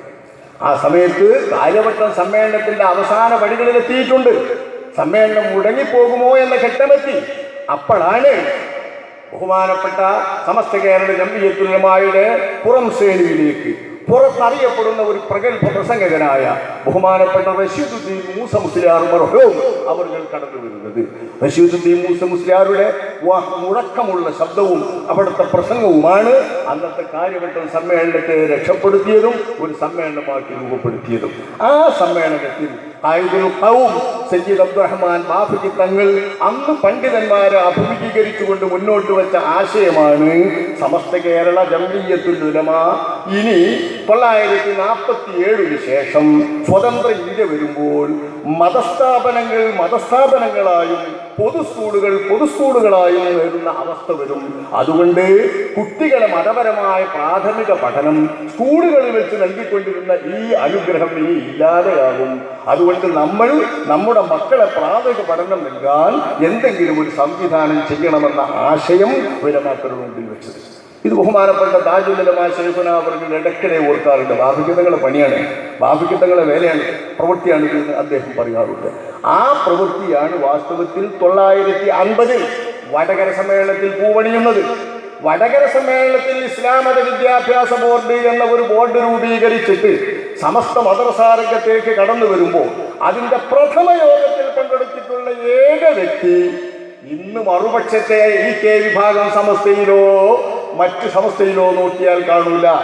മറ്റേ സമസ്തയിൽ ഒരു MA അബ്ദുൽ ഖാദർ മുസ്ലിയാറിന്റെ ആദ്യത്തെ യോഗത്തിൽ കാണാണ്ട് വാളക്കുളത്ത് പോയ യോഗത്തിൽ ആ വാളക്കുളത്തേക്ക് നമ്മുടെ ബഹുമാനപ്പെട്ട നാദാപുരത്തെ ശംസുൽ ഉലമാ നമ്മുടെ ബഹുമാനപ്പെട്ടവർ അന്ന് നാദാപുരത്ത് നിന്ന് വാളക്കുളത്തേക്ക് മൗലാന അബ്ദുൽ ബാരി അവരുടെ വീട്ടിൽ വിളിച്ചു ചേർത്ത മദ്രസകൾ സംബന്ധിച്ചുള്ള പ്രഥമ കൂടിയാലോചനാ യോഗത്തിൽ പങ്കെടുത്തിട്ടുള്ള വളരെ ചുരുക്കം വിരലിലെണ്ണാവുന്ന ആളുകളിൽ ഒരു വ്യക്തിയാണ് ബഹുമാനപ്പെട്ടവർ. ഇതാണ് മദ്രസാ പ്രസ്ഥാനവുമായുള്ള ഈ സംഘത്തിന്റെ ബന്ധം. അന്ന് തൊട്ട് 50 മുതൽക്ക് സമസ്ത മദ്രസ വിദ്യാഭ്യാസ ബോർഡ് രംഗത്തെത്തുമ്പോൾ 67 വരെയുള്ള മദ്രസകൾ തന്നെ 3000 4000 ഒക്കെ എത്തിയിട്ടില്ലേ, 4000 5000 ഒക്കെ എത്തിയിട്ടില്ലേ? അതൊന്നും അല്ല, അതിൻ്റെ അപ്പുറം കിടന്നിട്ടുണ്ട്. 89 വരെ സമസ്തയുടെ മദ്രസാ വിദ്യാഭ്യാസ രംഗത്ത് മറുപക്ഷത്തെ AP വിഭാഗം സമസ്തക്കാരും പ്രവർത്തിച്ചിട്ടില്ലേ? ഉള്ളാണത്തങ്ങളായിരുന്നില്ലേ രണ്ടുകൂട്ടരും പിരിയുന്നതിൻ്റെ മുമ്പ് ബോർഡിൻ്റെ പ്രസിഡന്റ്? ബഹുമാനപ്പെട്ട ഉള്ളാൻ സയ്യിദ് കുഞ്ഞിപ്പോയ തങ്ങളായിരുന്നില്ലേ സമസ്ത കേരള ഇസ്ലാം മത വിദ്യാഭ്യാസ ബോർഡിന്റെ പ്രസിഡന്റ്? കുറെ കാലം അദ്ദേഹം പ്രസിഡന്റായ കാലത്തും മദ്രസകൾ കുറെ അംഗീകരിച്ചിട്ടില്ലേ? അങ്ങനെ വന്നതാണ് 8000 9000 എന്നൊക്കെ പറയുന്നത്. ഇപ്പൊ പിന്നെ ഒന്നായിട്ട് മദ്രസകൾ കയറല്ലേ, ഗൾഫിലും മറ്റും കുറച്ചൊക്കെ. അപ്പൊ കുറച്ച് എണ്ണം കൂടും. ഈ കൂടിയ എണ്ണങ്ങളൊക്കെ തങ്ങളുടെ മദ്രസകളാണെന്ന് കരുതി തങ്ങൾക്ക് അവിടെ അംഗീകരണത്തിന് വേണ്ടിയിട്ടുള്ള സിലബസ് പഠിപ്പിക്കുന്ന അധികാരമുണ്ട്, അംഗീകരിക്കണമെന്ന് എഴുതി കൊടുത്ത് അംഗീകരിക്കുന്നുണ്ട്, അതിന് നമ്പർ കൊടുത്ത് അക്കാദമികമായ മദ്രസയുടെ സംഭവങ്ങളും കാര്യങ്ങളൊക്കെ നിയന്ത്രിക്കുന്നുണ്ട്. സമസ്തായത്തിൽ ശരി തന്നെ മഹത്തായ സേവനമാണ്. ലക്ഷക്കണക്കിന് വിദ്യാർത്ഥികളുടെ പ്രാഥമിക മതപഠനം, 10000കണക്കിന് അധ്യാപകരുടെ സേവനം, ഈ ലക്ഷക്കണക്കിന് വിദ്യാർത്ഥികളുടെ പരീക്ഷ, ഇതൊക്കെ സമസ്ത കേരള ഇസ്ലാം മത വിദ്യാഭ്യാസ ബോർഡ് വളരെ സുന്ദരമായി നടത്തിക്കൊണ്ടുപോവുകയും നല്ല നിലക്ക് നടത്തിക്കൊണ്ടുപോവുകയും ചെയ്യുന്നു.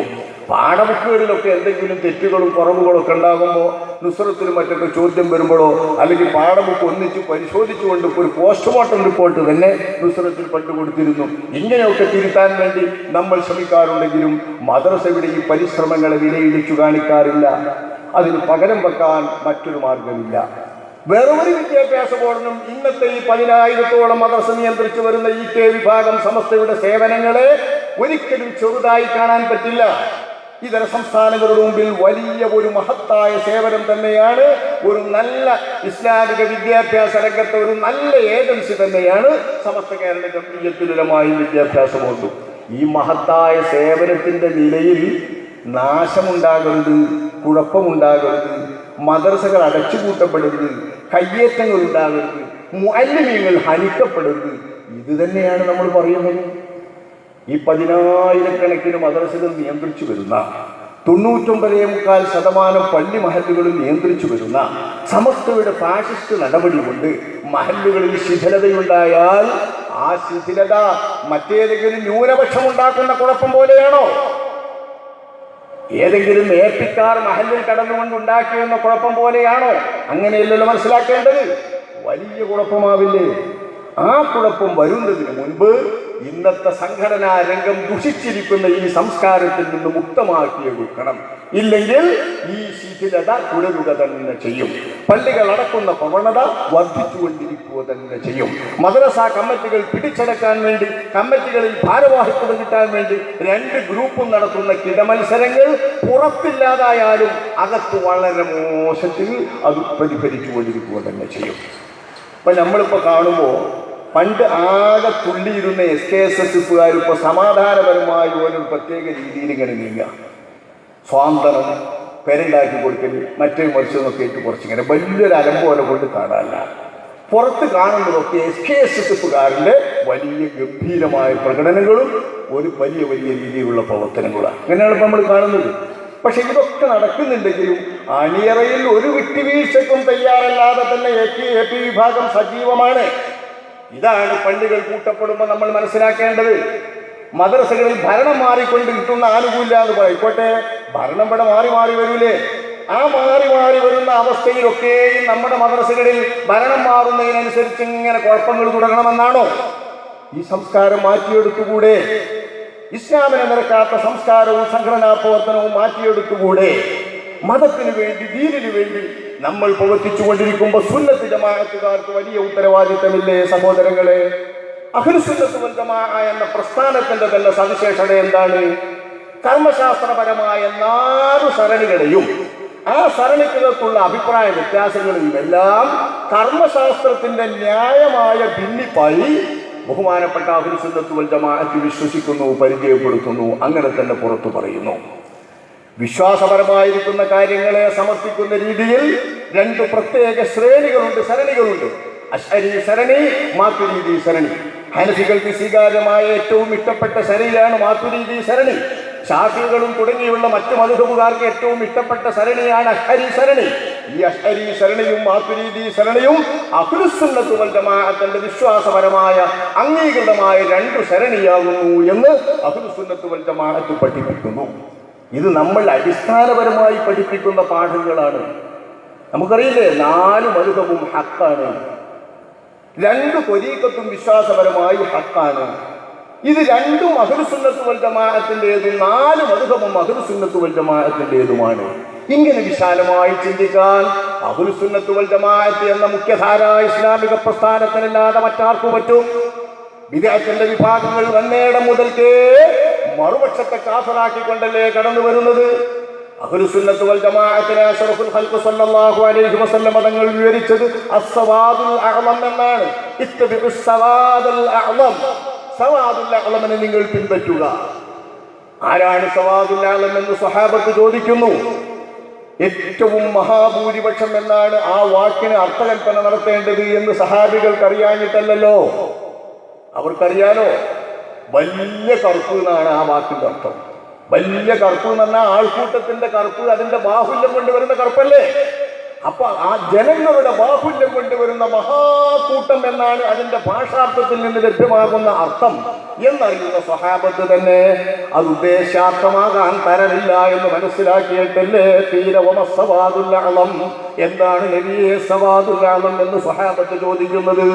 കാരണം ഉത്തരവി തന്നെ പറഞ്ഞിട്ടുണ്ട്, 73 സംഘങ്ങളായി പിരിയുന്ന എന്റെ മുസ്ലിമീങ്ങൾ എന്ന ഉമ്മത്തു തന്നെ 72 വിഭാഗവും നരകത്തിലും 1 വിഭാഗം മാത്രം സ്വർഗത്തിലും പോകുമെന്ന് പറയുമ്പോൾ മഹാഭൂരിപക്ഷവും നരകത്തിൽ പോകുന്ന ബിദ്അത്തുകളിലേക്കാണ് പോവുക എന്നാണ് അല്ലാഹുവിന്റെ റസൂൽ പറഞ്ഞതിന്റെ സാരമെന്ന്. ഇതറിയുന്ന സ്വഹാബാക്കൾ എന്താണ് സവാദുൽ അഅ്ലം എന്ന് ചോദിക്കുന്നത് നുബുവ്വത്തിന്റെ കലിമത്തിൽ നിന്നു തന്നെ അതിന്റെ ശരിയായ വിവക്ഷിതം മനസ്സിലാക്കുന്നതിന് വേണ്ടിയാണ്. അല്ലാഹുവിന്റെ റസൂൽ പറഞ്ഞതപ്പോ ഞാനും എന്റെ സ്വഹാബികളും നിലനിന്ന് വരുന്ന ജീവിത രീതികളും അനുഷ്ഠാന മുറകളും വിശ്വാസ തത്വങ്ങളും അതിൽ അടിയുറച്ചുകൊണ്ട് നീങ്ങുന്നവരാരാണോ അവർ എന്നതോടൊപ്പം നബിതങ്ങൾ നൽകുന്ന ഒരു വിവേചക ചിഹ്നം വലം യുകഫിർ അഹദൻ മിൻ അഹ്ലിൽ ഖിബ്ലതി ബിദംബ്, ഖിബ്ല അംഗീകരിക്കുന്ന മുസ്ലിമീങ്ങളിൽ നിന്ന് ഒരാളെയും കാഫിറാക്കാത്തവരും എന്നാണ്. ഒരു ഖിബ്ല അംഗീകരിക്കുന്ന മുസ്ലിം ഉമ്മത്തിൽ നിന്ന് ഒരാളെയും കാഫിറാക്കാത്തവർ. ഈ കാഫിറാക്കാത്ത വിഭാഗം എന്നത് അഹ്ലുസുന്നത്ത് വൽ ജമാഅത്ത് എന്ന സവാദുൽ അഅ്ലമിന്റെ സവിശേഷ ചിഹ്നമാണ്.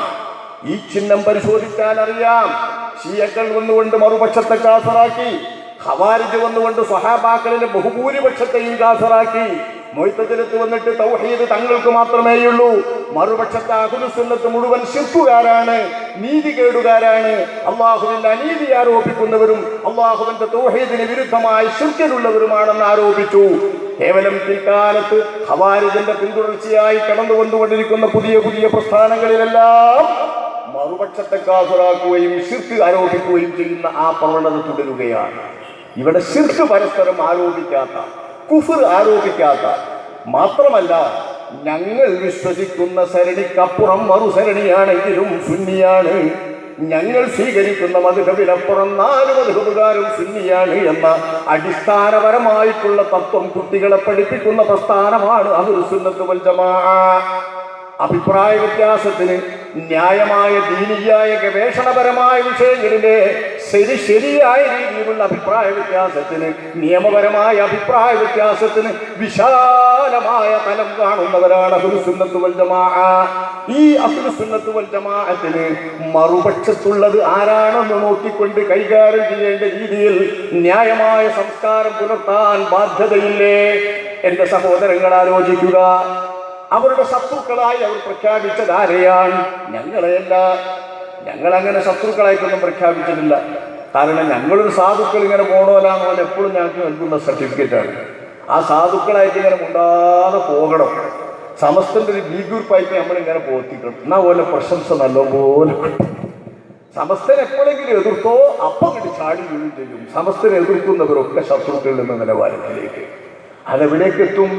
ബഹുമാനപ്പെട്ട സമസ്ത കേരള ജംഇയ്യത്തുലമയുടെ ഉത്തരവാദപ്പെട്ട നേതാക്കൾക്ക് നമ്മുടെ നേതാക്കളോടൊപ്പം വേദി പങ്കിട്ടുകൊണ്ട് ഒരേ സ്റ്റേജിൽ ഇരിക്കുന്നത് യാതൊരു മോശം ഉണ്ടായിരുന്നില്ല.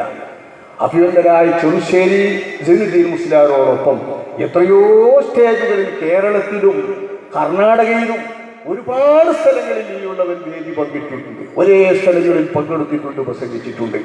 പൊതുപരിപാടികളിൽ തന്നെ, സ്ഥാപനങ്ങളുടെ പരിപാടികളിൽ, അഹ്ലുസ് സുന്നത്തിന്റെ പരിപാടികളിൽ, മുജാഹിദുകളുടെ പരിപാടികളിൽ, കർണാടകയിലും മറ്റുമെല്ലാം നിരന്തരം പങ്കെടുക്കാറുണ്ട്. ഇപ്പോഴത്തെ പ്രസിഡന്റ് ബഹുമാനപ്പെട്ട തങ്ങളവറുകളോടുകൂടെയും പല പരിപാടികളിലും വേദി പങ്കിട്ടിട്ടുണ്ട്. ഉത്തരവാദപ്പെട്ട നേതാക്കളോടൊക്കെ ഒപ്പം വേദി പങ്കിട്ടിട്ടുണ്ട്. അതിനൊന്നും മടിയുണ്ടായിരുന്നില്ല. പക്ഷേ ഇപ്പൊ അങ്ങനെയുള്ള രീതി, ഇപ്പോഴത്തെ രീതി ഒന്ന് ആലോചിച്ചു നോക്കുക. സംഘടനാ സംസ്കാരം വഴിമാറിപ്പോയത് ശൈഥില്യത്തിന്റെ ഏതു ദിശയിലേക്കാണ് സമൂഹത്തെ കൊണ്ടുപോകുന്നത്? ചെറിയ പുതിയ തലമുറയ്ക്ക് ഇവർ നൽകുന്ന സന്ദേശം എന്താണ് എന്നൊരു ചെറിയ ആലോചന നടത്തുക.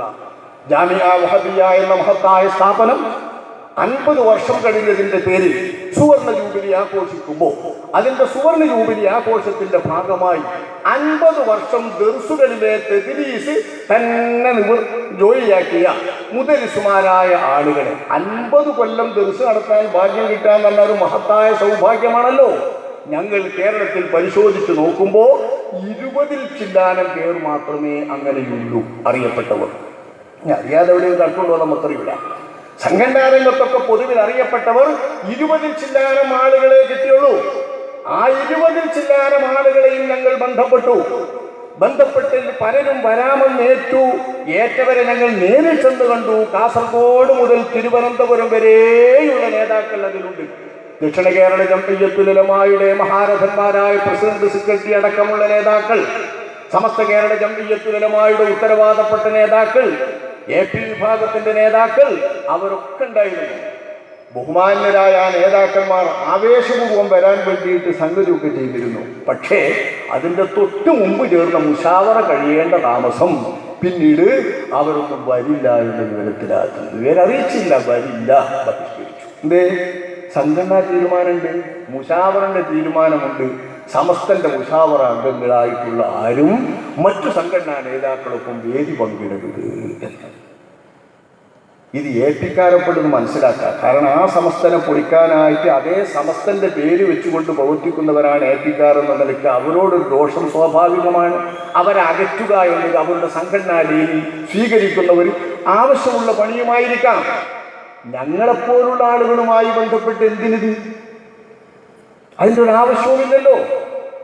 അത്തരത്തിലുള്ള ഒരു ആദരവിന്റെ സദസ്സിലേക്ക് പങ്കെടുക്കുക, 50 വർഷം മുദരിസുമാരായി പൂർത്തിയാക്കിയ ആൾ ആദരിക്കപ്പെടുന്നതിലേക്ക് വരിക എന്നത് പോലും തൊട്ടുകൂടായ്മയുടേതായ ഒരു സംസ്കാരമുണ്ടാക്കിക്കൊണ്ട് ഞങ്ങൾ തന്നെ മതി എന്ന് പറയുന്ന ഒരു സംഘടനാ സംസ്കാരത്തിന്റെ ഒരു ധാർഷ്ട്യം സംഘടനാ രംഗത്ത് വളർത്തി വന്നാൽ പിന്നെ അനുയായികൾ പിന്നെ എങ്ങനെയാക്കാനാ? അനുയായികൾ ഇപ്പോൾ കാണുന്നത് അങ്ങനെയാണ്. നമ്മളെ പാർട്ടിയിലെ തങ്ങളാണോ തങ്ങൾ ആദരിക്കപ്പെടണം, നമ്മളെ പാർട്ടിയിലെ ആലിമാണോ ആലിം ആദരിക്കപ്പെടണം, നമ്മുടെ പാർട്ടിയിലെ ആളാണോ എന്നാൽ അയാൾ ബഹുമാന്യനാണ്, മറുപാർട്ടിയിലാണോ? ഒരു ബഹുമാനവുമില്ല. സയ്യിദ് സയ്യിദല്ല. തങ്ങളെന്ന നിലക്കുള്ള ബഹുമാനം പോലും കൽപ്പിക്കുകയില്ല. ആലിം എന്ന നിലക്കുള്ള ബഹുമാനം കൽപ്പിക്കുകയില്ല. ആ വിധത്തിൽ തന്നെയുള്ള ഒരു സംഘടനാ സംസ്കാരം പണ്ഡിതന്മാരാകാനിരിക്കുന്ന വിദ്യാർത്ഥികളിൽ വരെ സൃഷ്ടിച്ചു വെച്ചതിൽ സമസ്തയുടെ 2 ഗ്രൂപ്പിനും സാരമായ പങ്കുണ്ട്. ഇപ്പോൾ വളരെ വലിയ അളവിൽ മഹാഭൂരിപക്ഷമായ IK സമസ്തക്കാർക്ക് ഈ സംസ്കാരം വളർത്തിക്കൊണ്ടുവരുന്നതിൽ അനൽപമായ പങ്കുണ്ട്. ഇത് തിരുത്തപ്പെടേണ്ടതാണ്. ദുന്യാവിന്റെ അപ്പക്കഷ്ടങ്ങൾ പാവങ്ങളായ മാലിന്യങ്ങൾക്ക് നൽകുമ്പോൾ ആ നൽകുന്നത് പോലും തങ്ങളുടെ സംഘടനാ പ്രവർത്തകർക്ക് മാത്രമേ പറ്റൂ എന്ന് പറയുന്ന ഒരു വാശിയിലേക്ക് ഈ സമൂഹം വളർന്നാൽ ഇത് മനുഷ്യത്വത്തിന് നിരക്കുന്നതാണോ സഹോദരങ്ങളെ? മാനവിക സംസ്കാരത്തിന് നിരക്കുന്നതാണോ സഹോദരങ്ങളെ? ഇവിടത്തേത് എനിക്കറിയില്ല. ഇവിടെ അത്രയൊന്നും വലിയ ബുദ്ധിമുട്ടുണ്ടാവില്ല. ഞങ്ങളെ മലപ്പുറം ജില്ലയിൽ പച്ച പാവങ്ങളാണ് ഈ മുഅല്ലിമീങ്ങൾ എന്നറിയുന്ന ആളുകൾ. കുറച്ച് പ്രായമുള്ളവരാണെങ്കിൽ പിന്നീട് 10 മണി കഴിഞ്ഞിട്ട് വേറെ ഏതെങ്കിലും ഒരു ജോലിക്ക് പോകാനൊന്നും ഒരു കൊട്ട് കഴിയില്ല. ഞങ്ങളുടെ നാട്ടിൽ ഇപ്പോൾ അധിക ചെറുപ്പക്കാരും ചെയ്യുന്ന പരിപാടി എന്താണെന്നറിയോ?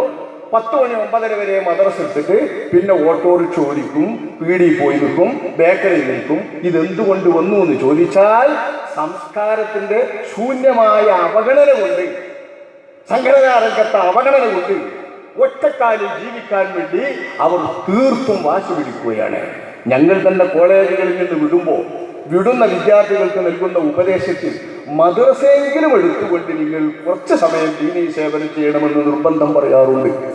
അത് പറയുമ്പോൾ പറയും ചെയ്യും, മൗലവിമാരായാലും 5 നേരത്ത് നിസ്കരിക്കാൻ ഇത് ആവശ്യമാണ്. കാരണം നാട്ടുകാർ ശ്രദ്ധിക്കുമ്പോൾ മദ്രസ പഠിപ്പിക്കണം മൗലവിയാണ് എന്ന് പറയുമ്പോൾ അതിൻ്റെതായ രീതിയിൽ നടക്കാൻ ഈ മുസ്ലിയാർക്ക് ഒരു നിർബന്ധിതമായ ഒരു സമ്മർദ്ദം ഉണ്ടാകും. ആ സമ്മർദ്ദം കിട്ടാൻ മദ്രസ ഒഴിവാക്കണമെന്ന് നിർദ്ദേശിക്കുന്നത് കൊണ്ട് മാത്രമാണ് ഞങ്ങളുടെ വിദ്യാർത്ഥികളും മറ്റും ഇത്തരത്തിൽ മദ്രസാ രംഗത്ത് നിൽക്കുന്നത്. അല്ലെങ്കിൽ മറ്റു ജോലികളിലേക്ക് തിരിയുകയാണ് ഭംഗി. സ്വന്തം കാര്യം നിൽക്കാനും അവനവന്റെ എരപ്പത്തരം ആസ്വദിക്കാതെ അതിനിരയാകാതിരിക്കാനും എന്ന് ചിന്തിക്കുന്നവരാണ് ഇന്ന് മുഅല്ലിമീങ്ങൾ. എവിടെ എത്തിയിരിക്കുന്നു ഇതെന്നറിയുമോ? റേഞ്ചിൽ റമളാൻ മാസമാകുമ്പോൾ ഒരു കിറ്റ് വിതരണം ചെയ്യുന്ന ഇടപാടിൽ മലപ്പുറം ജില്ലയിലൂടെ നീളം പറഞ്ഞുണ്ടോ? അത്യാവശ്യം റേഞ്ചിൽ ഒരു കിറ്റ് മുഅല്ലിമീങ്ങൾക്ക്. എങ്ങനെയാ ഈ കിറ്റ് കൊടുക്കുക? റമളാൻ മാസത്തിൽ വീട്ടിലെ കുട്ടികൾക്ക് കൊടുക്കേണ്ടതായ അരി, അതുപോലത്തെ പത്തിരിക്കൊക്കെ വേണ്ട പൊടി, ലേശം പഞ്ചസാര, ഇത് അത്യാവശ്യം നല്ലൊരു കിറ്റ് ഉണ്ടാവും. ഈ കിറ്റ് റേഞ്ചിന്റെ വിധത്തിൽ സംഘടിപ്പിക്കുന്നതാണ്. റേഞ്ച് സംഘടിപ്പിക്കുന്ന ഈ കിറ്റിൽ റേഞ്ചിലുള്ള അധ്യാപകന്മാരെല്ലാവരും അവർ പഠിപ്പിക്കുന്ന ക്ലാസ്സിൽ നിന്ന് കുട്ടികളിൽ നിന്ന് സംഭാവന പിരിക്കണം. റമളാൻ കിറ്റിനുള്ള സംഭാവന, നോമ്പും പിരിവ്, പെരുന്നാൾ പിരിവ് എന്നൊക്കെ പറഞ്ഞ് പിരിക്കുമല്ലോ പണ്ടത്തെ ഒത്തുള്ളിയിൽ തന്നെ, ആ തരത്തിലുള്ള പിരിവ്. ഈ പിരിവ് പിരിച്ചിട്ട് കൊടുക്കുന്നതും നാട്ടിലുള്ള മാന്യന്മാരെയും ധനികരെയും കണ്ടുകൊണ്ട് പിരിക്കുന്നതും അടക്കമാണ് ഇതിന്റെ ഫണ്ട്. ഈ ഫണ്ടിൽ നിന്ന് നൽകുന്ന റമളാൻ കിറ്റ് റേഞ്ചിൽ അംഗത്വമുള്ള MSR ഉള്ള പണ്ഡിതന്മാർക്ക് മാത്രമേ കിട്ടൂ, അല്ലാത്തവർക്ക് കിട്ടൂല എന്ന് പറഞ്ഞാൽ ഏപ്പിക്കാർക്കും സംസ്ഥാനക്കാർക്കും MSR കിട്ടാൻ പെടാപ്പാട് പെടണം. അപ്പോൾ ഇത് കിട്ടൂല. ദുന്യാവിന്റെ സഹായം റമളാൻ മാസത്തിൽ മുഅല്ലിമീങ്ങൾക്ക് മുഴുവൻ കൊടുക്കാനല്ലേ നാട്ടുകാർ കൊടുക്കുക? ഞങ്ങളെ പഠിപ്പിച്ച ഉസ്താദ് ഏപ്പിക്കാരനാണോലോ, MSR ഇല്ലല്ലോ, അതുകൊണ്ട് ഞങ്ങളെ ഉസ്താദിന് കിട്ടൂലോലോ എന്നറിഞ്ഞാൽ ആ ഉസ്താദിന്റെ ക്ലാസ്സിലെ കുട്ടികൾ പണം കൊടുക്കുമോ? കുട്ടികൾ തന്നെ കൊടുക്കൂല എന്ന് തീർച്ചയായും ഇതറിഞ്ഞാൽ. പക്ഷേ ഇത് സംഘടിപ്പിക്കുന്ന റേഞ്ചിന്റെ നേതൃത്വത്തിലുള്ളവർ ചെയ്യുന്ന പ്രവർത്തനം മദ്രസയിലെ കുട്ടികൾ അറിയില്ല. പാവങ്ങൾ പലരും ഈ കിറ്റ് കിട്ടുന്നില്ല. ഇനി MSR ഉള്ളവർ എന്ന പേരിൽ കിട്ടുന്ന സഹായം ഇത് കിട്ടണമെങ്കിൽ എന്ത് വേണമെന്നറിയോ? MSR ഉള്ളവർക്ക് മാത്രം കിട്ടൂല. MSR ഉണ്ടായാലും കിട്ടൂല. എന്താണിത്? MSR ഉള്ള ആൾക്കാർക്ക് തന്നെ സഹായമുണ്ട്. ഈ സഹായം എന്നത് സമസ്തയുടെ വിദ്യാഭ്യാസ ബോർഡിൽ നിന്ന് കിട്ടുന്ന സഹായമുണ്ട്. ഈ സഹായം കിട്ടാൻ MSR നേടിയിട്ടുള്ള മദ്രസ അധ്യാപകർക്ക് തന്നെ ഈ സഹായം കിട്ടാൻ സമസ്ത കേരള ജംഇയ്യത്തുൽ മുഅല്ലിമീൻ സെൻട്രൽ കൗൺസിലിന്റെ ആഭിമുഖ്യത്തിൽ ഈ സഹായം മുഅല്ലിം സർവീസ് ആനുകൂല്യത്തിനുള്ള അപേക്ഷാപൂർവ്വം സർവീസ് ആനുകൂല്യം കിട്ടാൻ MSR ഉണ്ടായാലും പോരാ. MSR ഉള്ള ആൾക്ക് സർവീസ് ആനുകൂല്യം സമസ്ത നൽകൂല. MSR നമ്പർ ചേർക്കണം, പേര്, വീട്ടുപേര്, സ്വദേശം, പോസ്റ്റ്, പിതാവിന്റെ പേര്, ജന്നത്തിയത്, ജോലി ചെയ്യുന്ന മദ്രസ, റേഞ്ചിന്റെ പേര്, വിവരം ലഭിക്കേണ്ട എല്ലാ വിവരം കൊടുക്കണം. ഇത് പൂരിപ്പിച്ചതിനത്ര ഉണ്ടാവില്ല സംഖ്യ, കിട്ടണ സംഖ്യ അത്ര നയിക്കൊണ്ട് പൂരിപ്പിക്കുക. ഈ പൂരിപ്പിക്കലെല്ലാം കഴിഞ്ഞാൽ ഇത് കിട്ടണമെങ്കിൽ വേണ്ട എന്താണെന്നറിയോ? ഒന്നാമത്തെ സഹായം കിട്ടാൻ കുരുന്നിനോ സന്തുഷ്ട കുടുംബത്തിനോ വരിക്കാരനാകാം. വരിക്കാരനാണെങ്കിൽ ആ മുഅല്ലിമിന് കിട്ടുള്ളൂ. വായിക്കാനുള്ള തരിമൂക്കന്നല്ലാത്ത മുഅല്ലിമീങ്ങൾ ഉണ്ടാവില്ല. കുരുന്നും വേണ്ട, കുടുംബവും വേണ്ട, വായിക്കാനുള്ള ഹൈസുമയല്ലാത്തവരുണ്ടാവില്ലേ മുഅല്ലിമീങ്ങളിൽ? പച്ച സാധുക്കൾ എത്ര മുഅല്ലിമീങ്ങൾ ഉണ്ടാവും? ഓൽക്ക് ഇത് കിട്ടൂല. രണ്ടാമതും കിട്ടാൻ, പെട്ടെന്ന് കിട്ടാൻ അതിനെന്താ വേണ്ടതെന്നറിയോ? സുന്നി അഫ്കാറിന് അല്ലെങ്കിൽ ഇതേ സന്തുഷ്ട കുടുംബത്തിന് എത്ര വരിക്കാരെ ചേർത്ത് കൊടുക്കണം? സുന്നി വരിക്കാർക്ക് വരിക്കാരിൽ ചേർത്തതിന്റെ ബിൽ നമ്പർ 15 വരിക്കാരെ ചേർത്ത് കൊടുക്കണം. അത്രേ കേൾക്കുക. അതിലൊക്കെ ചിലപ്പോൾ കൃത്യതയ്ക്ക് വേറെ ഉണ്ടാവും. ഞാൻ പുറത്തുനിന്ന് അറിയില്ലല്ലോ, ഞാൻ മദ്രസ പഠിപ്പിക്കുന്നില്ല. ഇതിന്റെ മദ്രസയിലെ പരിപാടികൾ അറിയില്ല. കിട്ടുന്ന രേഖകൾ വെച്ചിട്ട് ഓരോരുത്തർ പറയുമ്പോൾ കേൾക്കുന്നത് അത് പേയ്മെന്റിലേക്ക് ഉത്തരവാദപ്പെട്ട് ഒരു തിരിക്കോട്ടെ സന്തോഷപൂർവ്വം സ്വീകരിക്കും. കാരണം ഓല മദ്രസന്റെ കാര്യമില്ല, നമുക്കറിയില്ലോ. അതിനെ അവിടെ ആവശ്യം സുന്നി അഫ്ഗാനിൽ 15 വരിക്കാരെ ചേർത്ത് കൊടുക്കണം. ഈ വരിക്കാരെ ചേർത്ത് കൊടുത്തതിന്റെ നമ്പറും അതിന്റെ ബിൽ നമ്പറും ചേർത്ത് കൊടുത്താലേ രണ്ടാമത് പെട്ടെന്ന് കിട്ടുള്ളൂ. ഇതൊക്കെ മൂല്യന്മാരെ പിടിക്കുന്നതിനുള്ള പ്രലോഭനമാണെന്ന് നമുക്ക് പറയാം. സംഘടനാ പ്രവർത്തകരാക്കുന്നതിന് വേണ്ടിയുള്ള ശ്രമമാണെന്നും പറയാം. പക്ഷേ അതിലുപരി ഇതിന്റെ പിന്നിൽ പതിയിരിക്കുന്നത് മറുപക്ഷത്തെ കൂട്ടർക്ക് കിട്ടരുത് എന്നാണ്. മറുപക്ഷത്തെ കൂട്ടർക്ക് കിട്ടരുത്. MSR ഉള്ളവർക്ക് ഇത് വെക്കുന്നതിനാ. MSR ഉണ്ടായാലും പോരാ, എന്നിട്ട് ഇത് കൊടുക്കുള്ളൂ. ഫണ്ട് ഇതിനൊക്കെ എല്ലാത്തുന്നത് മുഅല്ലിമീങ്ങളുടെ ഫണ്ട്, മദ്രസയുമായി ബന്ധപ്പെട്ട ഫണ്ട്. ഇരിക്കട്ടെ, മുഅല്ലിം ക്ഷേമനിധി എന്ന പേരിൽ കൊട്ടിഘോഷിക്കപ്പെടുന്ന ഒരു വലിയ നിധിയുണ്ട്. ചെയ്യുന്ന സേവനങ്ങൾ വലിയ സേവനമാണ്. മക്കളെ കെട്ടിക്കും ഒരു 10,000 രൂപ ഈ ക്ഷേമനിധിയിൽ നിന്ന് കിട്ടുന്നു കണ്ടാൽ മുഅല്ലിമീകൾക്കൊരു വലിയ സന്തോഷമാണ്. ചെറുതായി കാണേണ്ട. വീടെടുക്കുമ്പോൾ ഒരു 15 രൂപ കിട്ടുമെന്ന് കണ്ടാൽ ഒരു വലിയ സന്തോഷം തന്നെയാണ്. ഇപ്പം എന്തോ ഒരു ലേശം ഏറ്റിയിട്ടുണ്ട്. അതൊക്കെ തന്നെ വിദ്യാഭ്യാസ ബോണ്ട് കൊടുക്കാൻ കഴിയുള്ളൂ. പക്ഷെ വാങ്ങിക്കിട്ടുന്നതിന്റെ കണക്ക് വെച്ചിട്ട് ചെലവഴിക്കുന്നതിന്റെ കണക്ക് കിഴിച്ചിട്ട് അതിന്റെ കണക്കുകൾ പറഞ്ഞാൽ ഞെട്ടിപ്പോകും മനുഷ്യൻ. കണക്കൊക്കെ ഓഫീസിലുണ്ട് എന്ന് പറഞ്ഞാൽ പോരാ, കണക്ക് കിഴിക്കാനും കൂട്ടാനും കണക്ക് പഠിച്ചവർക്കും ഒക്കെ അറിയാം. ഇത്ര ലക്ഷം കുട്ടികളുണ്ടെന്ന് പറയുമ്പോൾ ഒരു കുട്ടിയിൽ നിന്ന് ഇത്ര ഉറുപ്പ്യകൾ വാങ്ങുമ്പോൾ അവിടെ എത്ര ഉറുപ്പ്യ കിട്ടുമെന്ന കണക്ക് അറിയാത്തവരല്ല മലയാളികൾ. സാക്ഷര കേരളത്തിലെ എല്ലാ സാധാരണക്കാർക്കും ഇതറിയാം. ഓരോ മുഅല്ലിമിൽ നിന്നും അയാളുടെ ഒരു ദിവസത്തെ വേതനം ക്ഷേമനിധിയുടെ ഫണ്ടിലേക്ക് ആദ്യം തന്നെ വാങ്ങി വെക്കുന്നുണ്ട്. ഇത് വാങ്ങി വെക്കുമ്പോൾ ഏപ്പിക്കാരൻ മുഅല്ലിമും സംസ്ഥാനക്കാരൻ മുഅല്ലിമും ഈക്കക്കാരൻ മുഅല്ലിമും ത്വരീഖത്തുകാരൻ മുഅല്ലിമും തെബിലീഗുകാരൻ മുഅല്ലിമും മറ്റേതു തരം പാർട്ടിക്കാരൻ മുഅല്ലിമും മദ്രസയിലുണ്ടോ ആ മുഅല്ലിമിന്റെ എല്ലാം ഒരു ദിവസത്തെ വേതനം മുഅല്ലിം ക്ഷേമനിധിയിലേക്ക് ഈടാക്കും. അവിടെ പാർട്ടി നോട്ടമില്ല. വാങ്ങിയിട്ട് വെക്കുന്നിടത്ത് ആവശ്യം വരുന്ന നേരത്ത് കൊല്ലങ്ങളോളം അത് പണിയെടുത്തിട്ട് 8-10 കൊല്ലത്തെ സർവീസുള്ള ഒരു മനുഷ്യൻ അയാളുടെ ബാപ്പാക്ക് ഹാർട്ട് ഓപ്പറേഷൻ നിശ്ചയിച്ച സമയത്ത് ലക്ഷക്കണക്കിന് രൂപ വേണം. അത് മുഴുവനും കൂടൊന്നും വിദ്യാഭ്യാസ ബോർഡൊന്നും കിട്ടൂല. അതിൻ്റെ നല്ല ശതമാനവും കിട്ടൂല, കൊടുക്കാൻ കഴിയൂല. ഇക്കണ്ട മുഅല്ലിമീകൾക്കൊക്കെ കൊടുക്കാൻ കഴിയില്ലല്ലോ. പക്ഷേ നിശ്ചയിക്കപ്പെട്ട ഒരു തുക ഈ മുഅല്ലിമിന് കിട്ടണമെങ്കിൽ ആ മുഅല്ലിം MSR ഉള്ള ആളായിരിക്കണം. MSR കിട്ടണമെങ്കിലോ സമസ്തയുടെ ഓഫീസിൽ നിന്ന് നൽകുന്നതാണ് മുഅല്ലിം സർവീസ് രജിസ്റ്റർ. മുഅല്ലിമാണെന്നതിന്റെ അദ്ദേഹത്തിന്റെ സർവീസിന്റെ രജിസ്റ്റർ സമസ്തയുടെ ഓഫീസിൽ നിന്നാണ് കൊടുക്കുന്നത്. ഓഫീസിൽ വിളിച്ചു കൊടുക്കുന്നല്ല ഞാൻ പറയുന്നതിൻ്റെ അർത്ഥം, ഓഫീസിൽ നിന്ന് കൈകാര്യം ചെയ്യുന്നതാണ് ഇടപാട്. ഈ MSR കിട്ടണമെങ്കിൽ എന്തു വേണം? സമസ്തയുടെ ഉത്തരവാദപ്പെട്ട പ്രവർത്തകനാണ്, മറുപക്ഷത്ത് പ്രവർത്തിക്കുന്ന ആളല്ല എന്ന് സാക്ഷ്യപത്രം കിട്ടണം. ആരുടെ സാക്ഷ്യപത്രം കിട്ടണം? ഞാൻ പറയാം. മഞ്ചേരി യൂണിറ്റിലെ SYSന്റെ പ്രസിഡന്റ്, അദ്ദേഹത്തിലേക്ക് ഒരു അപേക്ഷ മുഅല്ലിം ക്ഷേമനിധിയിൽ നിന്ന് കിട്ടാൻ വേണ്ടിയിട്ട്, അല്ല MSR കിട്ടാൻ വേണ്ടിയിട്ട് അദ്ദേഹം ആരാണ്? മഞ്ചേരി യൂണിറ്റ് SYSന്റെ സമസ്തയുടെ SYSന്റെ പ്രസിഡന്റാണ്. ഈ പ്രസിഡന്റിന് SKSSന്റെ ഒപ്പ് കിട്ടണം, എന്നിട്ടേ കൊടുക്കുള്ളൂ എന്ന് പറഞ്ഞു. അയാൾക്കൊന്നും കിട്ടിയിട്ടില്ല. അപ്പൊ SYS ആയാലും മതി, SMS ആയാലും മതി, മറ്റെന്തായാലും മതി എന്നൊക്കെ പറയുന്നുണ്ടല്ലോ. പറയുന്നത് അവസാനത്തുമ്പോ ചടുലമായി പ്രവർത്തിക്കുന്ന സംഘം എന്ന നിലക്ക്, ആക്റ്റീവായി പ്രവർത്തിക്കുന്ന സംഘം എന്ന് പറഞ്ഞ് SKSSന്റെ ഗോള് അവിടെ തന്നെ വരും, പോസ്റ്റിൽ തന്നെ വരും. അവരെന്നെ അതിന് ഒപ്പിക്കൊടുക്കേണ്ടി വരിക. SKSS ഒപ്പിട്ട് കൊടുക്കുന്ന ഫോം ഒന്ന് കണ്ടോക്കി. പ്രതിജ്ഞ, ഞാനൊരു പ്രതിജ്ഞ വായിക്കാം. ഇത് മലപ്പുറം ജില്ലയിലെ ഒരു യൂണിറ്റ് SKSSന്റെ മുമ്പിൽ അവിടുത്തെ മുഅല്ലിമീങ്ങൾ സമർപ്പിക്കേണ്ട പ്രതിജ്ഞയാണ്.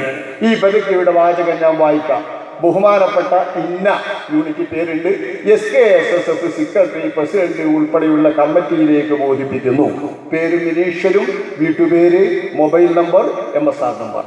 ഇതെഴുതിയിട്ട് മേൽ പ്രസ്താവിച്ച പേരെഴുതിയ എന്ന ഞാൻ ബഹുമാനപ്പെട്ട ആനക്കര സി കോയക്കുട്ടി മുസ്ലിയാർ പ്രസിഡന്റും ചെറുശ്ശേരി ലൈനുദ്ദീൻ മുസ്ലിയാർ ജനറൽ സെക്രട്ടറിയുമായുള്ള സമസ്തയാണ് യഥാർത്ഥ സമസ്ത എന്നും അതിൽ പരിപൂർണമായി വിശ്വാസമുള്ള വ്യക്തിയാണ് ഞാൻ എന്നും ഒരു കാരണവശാലും വ്യാജ AP സമസ്തയിലോ സംസ്ഥാനയിലോ എന്റെ ഒരു നിലക്കുമുള്ള സഹകരണമോ പ്രവർത്തനമോ യൂണിറ്റ് തലത്തിലോ അല്ലാതെയോ ഉണ്ടാവുകയില്ലെന്നും യഥാർത്ഥ സമസ്തക്കും കീഴ്ഘടകങ്ങൾക്കും മനസ്സ വാച കർമ്മണ എന്റെ എല്ലാവിധ സഹകരണങ്ങളും പ്രവർത്തനങ്ങളും ഉണ്ടാകുമെന്നും ഇതിന് വിരുദ്ധമായി വല്ലതും എന്നിൽ നിന്നും കണ്ടാൽ യൂണിറ്റ് കമ്മിറ്റിക്ക് സ്വന്തമായി ബന്ധപ്പെടാനും ഞാൻ ജോലി ചെയ്യുന്നതിലെ കമ്മിറ്റിയിൽ എത്താനും എനിക്ക് സമ്മതമാണ് എന്ന് പേര്, ജോലി ചെയ്യുന്ന മദ്രസയുടെ പേര്, രജിസ്റ്റർ നമ്പർ, പ്രസിഡന്റിന്റെ പേര്,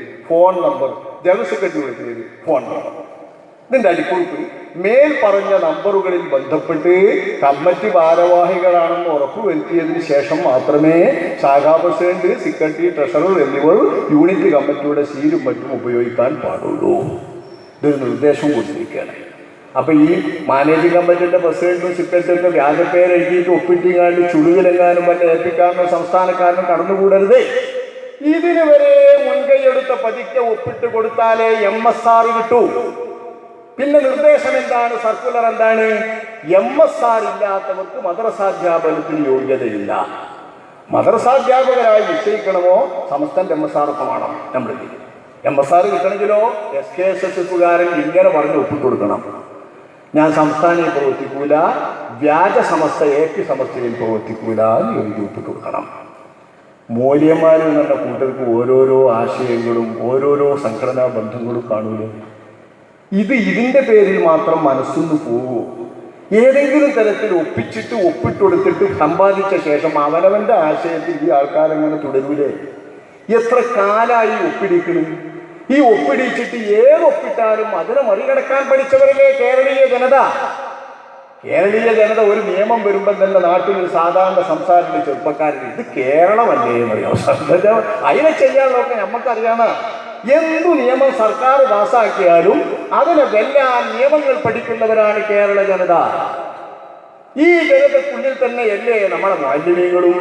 അപ്പൊ അവനവന് കിട്ടേണ്ടത് എവിടെയാണെന്ന് അറിയാവുന്ന സൂത്രക്കാർ ഇതൊക്കെ പറ്റിച്ചു. സൂത്രമില്ലാത്ത പച്ചപ്പാവങ്ങൾ ഇതിനൊക്കെ ഇരകളായി കൊടുക്കുകയും ചെയ്യും. അത്തരം പച്ചപ്പാവങ്ങളെ കൊടുക്കാൻ മുഅല്ലിമായി ജോലി ചെയ്യാനുള്ള അവരുടെ ഒരു ചെറിയ ഒരു അവകാശം പോലും നിഷേധിക്കാൻ, ജോലി ചെയ്താൽ തന്നെ മുഅല്ലിം എന്ന നിലയ്ക്ക് ക്ഷേമനിധിയിൽ നിന്ന് നൽകേണ്ടതായ സംഖ്യ അയാൾ തന്നെ വർഷാന്തം തന്റെ ഒരു ദിവസത്തെ വേതനം അടച്ചുകൊണ്ടേയിരിക്കുന്ന മുഅല്ലിം ക്ഷേമനിധിയിലെ അസംഖ്യ പോലും ഇയാൾക്ക് MSR ഇല്ലെങ്കിൽ SKSSകാരൻ സമ്മതിച്ചതിന്റെ അടിസ്ഥാനത്തിലുള്ള MSR ഇല്ലെങ്കിൽ കിട്ടൂല. അപ്പൊ SKSSകാരന്റെ സാക്ഷ്യപത്രത്തിന്മേലാണ് സമസ്ത മദ്രസ നടക്കേണ്ടത്, മുഅല്ലിം ജീവിക്കേണ്ടത്, സമസ്തയുടെ എല്ലാ ഔദാര്യങ്ങളും കൊടുക്കേണ്ടത്. ഇന്നത്തെ ചെറിയ ചെറുപ്പക്കാർ കുട്ടികൾക്ക് ഇത്തരം അധികാരങ്ങളൊന്നും കൊടുത്താൽ ഞണ്ടിന് കോൽക്കാടം പണി കിട്ടിയ മാതിരി ഓലുകെട്ടി നാനൂറുകളായി വരുന്നില്ല. എൻ്റെ ഒപ്പം കിട്ടണം ഇന്നാക്കിയത് പറഞ്ഞു കഴിഞ്ഞു, ഇൻ്റെ ഒപ്പം കിട്ടണം ഇന്നാക്കി എന്ന് പറഞ്ഞുകൊണ്ട് അവനവന്റെ ഉസ്താദുമാരെ വരെ നിർദ്ദേശം നൽകുന്നുണ്ട്. ഉസ്താദുമാരെ വരെ പ്രത്യേകം പറയുന്നത് നിങ്ങളുടെ മുമ്പിൽ ഒപ്പിടാൻ വേണ്ടി വരുന്ന ആള് നിങ്ങളുടെ ഉസ്താദാകാം, 1ാം ക്ലാസ്സിൽ പഠിപ്പിച്ച ആളാകാം, അലിഫ് ചൊല്ലിത്തന്ന ഉസ്താദാകാം. പക്ഷേ ഇവിടെ സംഘടനയാണ് വലുത്, സംഘടനയ്ക്ക് പുറത്താണെങ്കിൽ അയാൾക്ക് ഒപ്പിട്ട് കൊടുക്കരുത് എന്ന് പ്രത്യേക നിർദ്ദേശം നൽകിയിട്ട് പരിശീലിപ്പിച്ചിട്ടുള്ള ഈ ഒപ്പുകൊണ്ട് എന്താണ് നേട്ടം? പാവപ്പെട്ട മുഅല്ലിമീങ്ങളായ കുറെ ആളുകളെ, സമസ്തയോട് കൂറില്ലാത്ത ആളുകളെ, സന്തുഷ്ട കുടുംബത്തിലോ സുന്നി അഫ്കാറിനോ വരിക്കാരനല്ലാത്ത വരിക്കാരെ ചേർക്കാത്തതായ കുറെ ആളുകളെ ഇത്തരം ആനുകൂല്യങ്ങളിൽ നിന്നും മദ്രസാധ്യാപനത്തിന്റെ ജോലിയിൽ നിന്ന് വരെയും പുറത്താക്കാൻ കഴിയുക. ഈ ഒരു നേട്ടത്തിന് വേണ്ടി ഇത്തരം ഭൗതിക വിഭവങ്ങളും സമ്മാനങ്ങളും സഹായങ്ങളും ഒക്കെ ചെയ്യുക എന്ന് പറഞ്ഞാൽ എന്താണ് ഇതിനർത്ഥം? മഹാനായ ഉമറുൽ ഫാറൂഖ് റളിയല്ലാഹു അൻഹു തങ്ങൾ ഇസ്ലാമിന്റെ പേരിൽ നൽകപ്പെടുന്ന ആനുകൂല്യങ്ങൾ സിദ്ദീഖുൽ അക്ബർ എന്നവരുടെ കാലത്ത് ബഹ്റൈനിൽ നിന്നും മറ്റു വരുന്ന സമ്പത്തുക്കൾ കിട്ടുന്നവർക്ക് കോരിക്കൊടുക്കലാണ്, അത് തീരുന്നത് വരെ കൊടുക്കലാണ് സമ്പത്ത് കുറഞ്ഞ അന്നത്തെ വഴക്കം. മഹാനായ അബൂബക്കർ സിദ്ദീഖ് റളിയല്ലാഹു അൻഹു ഇത് നൽകുമ്പോൾ ഖലീഫ ഉമറുൽ ഫാറൂഖ് റളിയല്ലാഹു അൻഹു അന്ന് ഖലീഫയല്ല, സഹകാരിയാണ്. അദ്ദേഹം അബൂബക്കർ സിദ്ദീഖ് എന്നവരോട് പറയും, ബദരീങ്ങൾക്ക് കൂടുതൽ കൊടുക്കണം. കാരണം ഇസ്ലാമിന്റെ വിഷമകാലഘട്ടത്തിൽ ഇസ്ലാമിന് സേവനം ചെയ്തവർ അവരാണ്. അതുകൊണ്ട് ബദരീങ്ങൾക്ക് കുറച്ചേറെ കൊടുത്തിട്ട് അവർക്ക് മുൻഗണന നൽകി കൊടുക്കണം. മഹാനായ സിദ്ദീഖുൽ അക്ബർ എന്നവർ പറഞ്ഞു, അവരുടെ സ്ഥാനം ഞാൻ അറിയാത്തത് കൊണ്ടല്ല, ബദരീങ്ങൾക്ക് സമുദായത്തിലുള്ള ഉമ്മത്തിലുള്ള സ്ഥാനം ഞാൻ അറിയാത്തത് കൊണ്ടല്ല, അവരുടെ സ്ഥാനവും പുണ്യവുമെല്ലാം അവർക്ക് ആഖിറത്തിൽ നിന്ന് അല്ലാഹു നൽകുന്ന പ്രതിഫലത്തിലാണ്. കൃത്യമായ നില വെച്ചുകൊണ്ട് പ്രതിഫലം നൽകി സ്ഥാനത്തിനനുസരിച്ച് കൊടുക്കാൻ അല്ലാഹുവാണ് കഴിയുക. അത് അല്ലാഹു തആല ചെയ്യുന്നതാണ്. ഇന്നമദ്ദുന്യാ, നമ്മൾ കൊടുക്കുന്നത് ദുന്യാവിന്റെ ഒജീനമാണ്, ദുന്യാവിന്റെ വിഭവമാണ്. ഇത് എത്തിക്കിട്ടേണ്ടതാണ്, എത്തിക്കിട്ടുന്നതുവരെ എത്തിക്കിട്ടുമ്പം കിട്ടുന്നതാണ് ദുന്യാവ്. അത് എല്ലാവർക്കും സമമാണ്, ബദരീകൾക്കും അല്ലാത്തവർക്കും ഒരേ വയറാണ് എന്ന് സാരം. മഹാനായ സിദ്ദീഖുൽ അക്ബർ റളിയല്ലാഹു അൻഹു, ഇതാണ് സിദ്ദീഖുൽ അക്ബറിന്റെ ഈ നയമാണ് ഇസ്ലാമിന്റെ ഏറ്റവും സുന്ദരമായ നയം. ഈ ദുന്യാവിന്റെ അപ്പക്കട്ടം കൊടുക്കുന്നിടത്ത് വരെ അവനവന്റെ സംഘടനക്കാർക്ക് മാത്രമേ കൊടുക്കുകയുള്ളൂ എന്ന നിലവാരത്തിലേക്ക് ഒരു മഹത്തായ സംഘടന അങ്ങ് വരുമ്പോ, എന്നിട്ട് അങ്ങനെ ബലാത്കാരമായി സംഘടനാ രംഗത്ത് ആളുകളെ ഉണ്ടാക്കാൻ വേണ്ടി പരിശ്രമിച്ചു കൊണ്ടിരിക്കുമ്പോ ഇനി മാനേജിംഗ് കമ്മിറ്റികളെയും സംഘടനാ രംഗത്തേക്ക് അവർ കൊണ്ടുവരുന്ന രീതി നോക്കുക. മദ്രസകളെ നന്നാക്കാൻ വേണ്ടിയിട്ട് സമസ്ത കേരള മദ്രസ മാനേജ്മെന്റ് അസോസിയേഷൻ SKMMA ഇങ്ങനെ കേൾക്കുന്നു. ഓരോരോ മാസ്റ്റർമാർക്കും ഓരോരോ ആൾക്കാർക്കും ഇത്ര ഓരോരോ സംഘടന വരുമ്പോൾ മാനേജിംഗ് കമ്മിറ്റി യോഗമുണ്ട്, ഞങ്ങളുടെ മാനേജ് കമ്മിറ്റിന്റെ സമ്മേളനമുണ്ട് എന്നൊക്കെ കേൾക്കുമ്പോൾ വലിയ വീറം, വലിയ സന്തോഷം. ഒലങ്ങോട് പോയിടും. പോയിട്ട് ചെല്ലുമ്പോൾ അവർക്ക് നൽകുന്നതാണ് ഇതൊക്കെ. നൽകേണ്ട ഒരുപാട് സംഗതിയുണ്ട്. മാനേജ്മെന്റ് ഇതൊക്കെ സൂക്ഷിക്കണം. ഇനി ക്ലാസ് റൂമുമായിട്ട് ബന്ധപ്പെട്ടിട്ട് അക്കാദമിക മികവും വിദ്യാർത്ഥികളെ ആകർഷിക്കുന്നു. സ്മാർട്ട് ക്ലാസ് റൂം, ശിശു സൗഹൃദ അന്തരീക്ഷവും ക്ലാസ് മുറികളും, വൃത്തി ശുചിത്വം, പ്രഭാത assembly, library and CD library പഠനോപകരണങ്ങൾ, സിയാറത്ത് സ്റ്റഡി ടൂറുകൾ, പ്രവേശനോത്സവം, ടാലന്റ് ടെസ്റ്റുകൾ, കലാകായിക മത്സരങ്ങൾ, പൂന്തോട്ടം, കൃഷിത്തോട്ടം, ക്ഷേമപ്രവർത്തനങ്ങൾ, നിക്ഷേപ പദ്ധതി, വ്യക്തിത്വ വികസനം, സംഘബോധം, നേതൃപരിശീലനങ്ങൾ, ദിനാചരണം, പഠന സർഗ മേഖലകളിലെ മികവിന് അംഗീകാരം. ഇതൊക്കെ മദ്രസ മാനേജ്മെന്റുകൾ നോക്കിയിട്ട് നമ്മളെ 2 മണിക്കൂർ നേരത്തെ നേരം കൊണ്ട് നമ്മളെ മദ്രസന്റെ മുറ്റത്തും മുറ്റൊക്കെ ആക്കണം. ഇതെല്ലാം ചെയ്യുന്നത് നല്ലത് തന്നെ. മദ്രസ രംഗം ശാസ്ത്രീയമായി വികസിപ്പിക്കുന്നതെല്ലാം വളരെ നല്ലതാണ്. 10,000-10,000 മദ്രസകൾ ഇങ്ങനെ നിയന്ത്രിച്ചു വരുന്നാലുള്ള മഹത്തായ സേവനം തന്നെയാണ് സമസ്ത ചെയ്യുന്നത്. ശരി, പക്ഷെ അതിൻ്റെ അവസാനത്തുമ്പോ സമസ്തയുടെ പോഷക ഘടകങ്ങളുമായുള്ള ബന്ധം 7ാമത്തെ നമ്പർ. സമസ്തയുടെ പോഷക ഘടകങ്ങളുമായുള്ള ബന്ധം ഞാൻ വായിക്കാം. സമസ്തയുടെയും പോഷക സംഘടനകളുടെയും അടിസ്ഥാന യൂണിറ്റ് മഹല്ല് മദ്രസ കമ്മിറ്റികളാണ്. എന്താ മദ്രസന്റെ ഏറ്റവും താണ ശാഖ ഇനി മദ്രസ മഹല്ല് കമ്മിറ്റികളാണ്. SKSSF യൂണിറ്റ് അല്ല, SYST യൂണിറ്റ് പോരാ, SMF യൂണിറ്റ് പോരാ, മറ്റേതെങ്കിലും യൂണിറ്റ് പോരാ. നിലവിലുള്ള മഹല്ലിന്റെയും മദ്രസയുടെയും മാനേജ്മെന്റ് കമ്മിറ്റികളാണ് സമസ്തയുടെയും പോഷക സംഘടനകളുടെയും അടിസ്ഥാന യൂണിറ്റ്. ഓരോ കമ്മിറ്റി അംഗവും സമസ്തയുടെയും ഈ ഘടകങ്ങളുടെയും സംഘടനാ പ്രവർത്തനങ്ങളുമായി ബന്ധപ്പെടേണ്ടതാണ്. SMF, SYSC, SKSSF, SKMMA, SKSDB എന്നീ സംഘടനകളുടെ റേഞ്ച് പഞ്ചായത്ത് ക്ലസ്റ്റർ തീരുമാനങ്ങൾ നടപ്പിലാക്കുന്നതിൽ പഞ്ചായത്ത് ക്ലസ്റ്റർ മേഖലാ ജില്ലാ യോഗങ്ങളിൽ അറിയിപ്പ് കിട്ടുന്നതിനനുസരിച്ച് കമ്മിറ്റി പ്രതിനിധികൾ പങ്കെടുക്കുക, തീരുമാനങ്ങൾ നടപ്പിലാക്കുന്നതിൽ സഹകരിക്കുക, എല്ലാ പ്രവൃത്തികളിലൊക്കെ പങ്കെടുക്കുക. അത് ഒന്നായിട്ട് എഴുതുന്നത് സംഘടനാ ബന്ധം എല്ലാ കമ്മിറ്റി അംഗങ്ങൾക്കും നേരിൽ വേണം. ഇത് നിർബന്ധമായി കൽപ്പിച്ച് മഹല്ലുകളിലും മദ്രസ മാനേജ്മെന്റ് കമ്മിറ്റികളിലും നടപ്പാക്കിയാൽ സമസ്തക്കാരല്ലാത്ത ആരും മഹല്ല് ഭരണത്തിലോ മദ്രസ ഭരണത്തിലോ വരാൻ പാടില്ല. അത് അടിസ്ഥാന സംഘടന യൂണിറ്റാണ് എന്ന നിലവാരത്തിൽ സാർവത്രികമായി കർക്കശമായി നടപ്പാക്കിയാൽ ഇവിടെ എന്തുണ്ടാകും സഹോദരങ്ങളെ? ഏപ്പിക്കാരെ പോലുള്ളവർ അടങ്ങിയിരിക്കുമോ? ഞങ്ങളൊരു പക്ഷേ അടങ്ങിയിരുന്നേക്കാം. വല്ലാതെ ഞങ്ങൾ കടമ നിറവേറ്റാൽ പിന്നെ ഞങ്ങൾ ചിലപ്പോൾ അടങ്ങിയിരിക്കും. അങ്ങനെയല്ല ഏപ്പിക്കാര് മറ്റു പലരും ഉണ്ടാവും. അങ്ങനെ നാട്ടിൽ കുഴപ്പം വരൂലേ? ഈ ശിഥിലതയ്ക്ക് ഒരിക്കലും വഴിവെക്കരുതെന്നാണ് നമ്മൾ പറയുന്നത്, വേറൊന്നുമല്ല. സംഘടനാ പ്രവർത്തനത്തെ എങ്ങനെ ക്രമീകരിക്കുന്നുവെന്നറിയുമോ? ആദ്യം മദ്രസന്റെ പ്രവേശനോത്സവം കഴിഞ്ഞ ഉടനെ തന്നെ ഒരു കൊല്ലത്തെ മദ്രസക്കുള്ള പരീക്ഷാ ഫീസ് ഒന്നായിട്ട് വാങ്ങി വെക്കും സമസ്ത വിദ്യാഭ്യാസ ബോർഡ്. ആ പരീക്ഷാ ഫീസ് ഒരു കൊല്ലത്തേക്കുള്ളത് വാങ്ങി വെക്കുമ്പോൾ കൂട്ടത്തിൽ റെസീറ്റ് കിട്ടുമ്പോൾ നമ്മളെ നാട്ടിലെ മദ്രസയിലെ കുട്ടികൾക്കൊക്കെ ഒരു റെസീറ്റ് ഉണ്ടാവും. എന്താണ്? SKSDVയിലെ അംഗത്വം. SKSDV എന്ന സുന്നി ബാലവേദിയിലെ അംഗത്വം അത് മദ്രസയിൽ ചേർക്കുന്ന ഏത് ചെറിയ കുട്ടിക്കുണ്ട്. ആൺകുട്ടിക്ക് മാത്രമല്ല, പാത്തുമൂനും ആമിനൂനും ഉണ്ട്. പെൺകുട്ടിക്കും SDV. സമസ്തയുടെ അടിസ്ഥാനപരമായ ബാലവേദിയിൽ മേലിൽ നമ്മൾ മക്കളെ ചേർക്കുന്ന പെൺകുട്ടികൾ അംഗമാണ്, ആൺകുട്ടികൾ അംഗമാണ്. എങ്ങനെ അംഗമാകും? രക്ഷിതാക്കൾ ചേർക്കല്ല, മുഅല്ലിം ചേർക്കല്ല, പരീക്ഷാ ഫീസ് ഒന്നായിട്ട് ബോണ്ടിലേക്ക് വാങ്ങുക. അക്കൂട്ടത്തിൽ ഇതിന്റെ 5 റുപ്യോ 10 റുപ്യോ നിശ്ചിത ഫീസ് വെച്ചാൽ മെമ്പർഷിപ്പ് ഈടാക്കുക. എന്നിട്ട് നിർബന്ധിതമായി റെസീറ്റ് കൊടുക്കുക.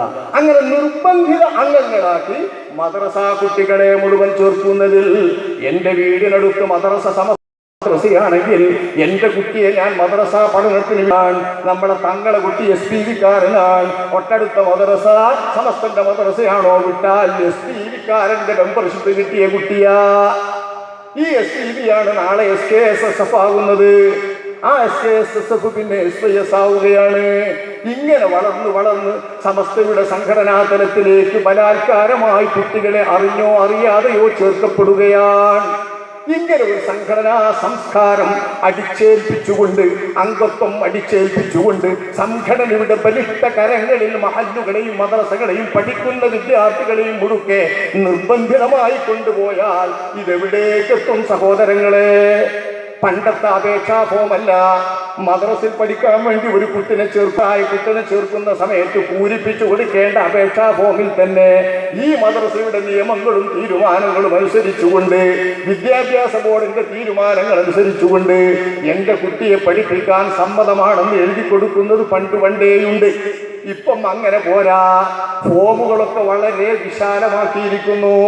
അതിലാദ്യത്തെ വാചകം തന്നെ സമസ്ത കേരള ജംഇയ്യത്തുൽ ഉലമായുടെ ആശയാദർശങ്ങളും തീരുമാനങ്ങളും ഒക്കെ അനുസരിക്കുന്ന പ്രവർത്തകനാണ് ഞാൻ. അതൊക്കെ അനുസരിച്ചു കൊള്ളാമെന്നും മദ്രസയുടെ വിദ്യാഭ്യാസ ബോർഡിന്റെ തീരുമാനങ്ങളും മാനേജ് കമ്മിറ്റി തീരുമാനങ്ങളും ഒക്കെ അംഗീകരിച്ചു കൊള്ളാമെന്നും എഴുതി ഒപ്പിട്ടിട്ട് നമ്മളെ ഒരു ചെറിയ കുട്ടിയെ, ആൺകുട്ടിയാവട്ടെ പെൺകുട്ടിയാവട്ടെ, മദ്രസയിൽ ചേർത്താൻ പറ്റുമോ? ഇത് ഏൽപ്പിക്കാരൻ ചോദ്യം ചെയ്യാതെ ഒപ്പിട്ട് കൊടുക്കുമോ? പിന്നെ കുഴപ്പം തന്നെയല്ലേ? ഓർക്ക് വാശിയില്ലാത്ത ഓർക്ക് ഒപ്പിട്ട് കൊടുക്കുമോ? മദ്രസ പഠനം എല്ലാവർക്കും വേണ്ടേ? മദ്രസ പഠനം പാണ്ട് ഒരു സ്ഥലത്ത് ഓർക്ക് ഒറ്റയ്ക്ക് മദ്രസ തുടങ്ങാനാവുമോ? നാട്ടിൽ നടന്നു വരുന്ന സമസ്തന്റെ മദ്രസയിൽ കുട്ടികളെ ചേർക്കണ്ടേ? ഈ ചേർക്കാൻ വേണ്ടി ചെല്ലുമ്പോൾ ഞാൻ സമസ്ത കേരള ജംഇയ്യത്തുൽ ഉലമായുടെ ആദർശത്തിനനുസരിച്ച് ജീവിക്കുന്നവരാണെന്ന് സത്യബോധപ്പെടുത്തുന്നു. വെറുതെ ഇതും കൂടിയല്ല, സത്യബോധപ്പെടുത്തുന്നു എന്ന് എഴുതി കൊടുക്കണം. അങ്ങനെ എഴുതി കൊടുത്ത് ഒപ്പിട്ടാലേ കുട്ടിനെ മദ്രസയിൽ ചേർക്കാൻ പറ്റും. ഇങ്ങനെയുള്ള സംഘടനാപരമായ ഫാഷിസം ന്യൂനപക്ഷത്തിന്റെ പ്രതികരണങ്ങൾ നോക്കാതെ, ഇഷ്ടാനിഷ്ടങ്ങൾ നോക്കാതെ 99.4% തങ്ങൾ അനുസരിക്കുന്ന മഹല്ലുകളാണെന്ന ബലത്തിൽ നടപ്പാക്കിക്കൊണ്ടിരുന്നാൽ നാട്ടിൽ ഇനിയും ഫസാദുകൾ വരും. പൂട്ടിയ പള്ളികൾക്കപ്പുറം പൂട്ടി വരും. അതിൻ്റെ പുറമെ വളർന്നു വരുന്ന മക്കളിൽ സംഘടനാ സംസ്കാരം വളരെ മോശമായ വിധത്തിലാണ്. കണ്ടാൽ മുണ്ടൂല, നോക്കാൻ പോകൂല. ഞങ്ങളുടെ നാട്ടിലൊക്കെ പോയാലേ അറിയുള്ളൂ, ഇവിടെ അത്ര തിരിയില്ല. ഞങ്ങളുടെ നാട്ടിൽ ഒരു ബാപ്പ മരിച്ചാൽ ബാപ്പാന്റെ ഒരു മകൻ സമസ്തക്കാരൻ കുട്ടി SKSSF-കാരനാണെങ്കിൽ മറ്റേതോ ഒരു കുട്ടി ഓതാൻ പോയിട്ട് SSF-കാരനുണ്ടാവും. അങ്ങനെ SSF-കാരനും SKSSF-കാരനും കൂടി മയ്യത്ത് മുന്നിൽ വെച്ചിട്ടൊരു മത്സരമാണ്. ദ്വാരക്കുന്നത് ആരെ കൊണ്ടാവണം? ദ്വാരപ്പിക്കണ ആരെ കൊണ്ടാവണം? അവിടുന്ന് കൊണ്ട് തുടങ്ങും. മയ്യത്ത് ദ്വാരക്കണോട് തന്നെ ഈ സംഘടനാ സംസ്കാരം നമുക്ക് കാണാം. പടച്ചോനെ, മുതിർന്ന ഒരു സയ്യിദെങ്ങാനും അവിടെ വന്നിരുന്നപ്പോ അയാളോട് ദ്വാരക്കാൻ പറഞ്ഞു നമ്മൾ. അത് മറുസംഘത്തിൽപ്പെട്ട ആളുകളാണെന്ന് വന്നാൽ നമ്മുടെ സംഘത്തിൽപ്പെട്ട ചെറിയ കുട്ടിയൊക്കെ ഇഷ്ടാവൂല. എന്തിനാ അയാളെ കൊണ്ട് ദ്വാരപ്പിച്ചത്? അയാൾ മറ്റേയാളാണ്, അയാൾ മറ്റേയാളാണ്. ഇങ്ങനെ ഒരു വീറും വാശിയും സംഘടനാ പക്ഷിത്വവും പുതിയ തലമുറയിൽ വളരുകയാണ്. ഇത് വളരുന്നിടത്ത് വളരെ ശ്രദ്ധാപൂർവം ജംഇയ്യത്തുൽ ഉലമകൾ പ്രവർത്തിച്ചിട്ടില്ലെങ്കിൽ വളരെ മോശപ്പെട്ട ഭിന്നിപ്പിന്റെ രീതിയിലേക്കും വളരെ ഛിദ്രതയും മനസ്സുകൾ വെറുക്കുന്ന ഒരു സ്ഥിതിവിശേഷത്തിലേക്കും ഈ സമൂഹം ആപതിച്ചു പോകും. ഇതാ ഞങ്ങൾ സംസാരിക്കുന്നത്. ഏൽപ്പിക്കാരൊരു സയ്യിദാണെങ്കിലും ഒരു സയ്യിദ് വളരെ വലിയൊരാളാണെങ്കിൽ ചിലപ്പോൾ നമ്മൾ ദ്വാരിപ്പിച്ചു. അപ്പോൾ അതിന് ചെറിയ കുട്ടിക്ക് അങ്ങനെ ദ്വാരിപ്പിക്കരുതെന്നില്ല. അത് ഏത് സംഘത്തിലുണ്ട് ഈ വളർച്ച. പക്ഷേ SKSSF SSF ആണെങ്കിൽ പറയേണ്ട. ആ രീതിയിൽ വളരുകയാണ്.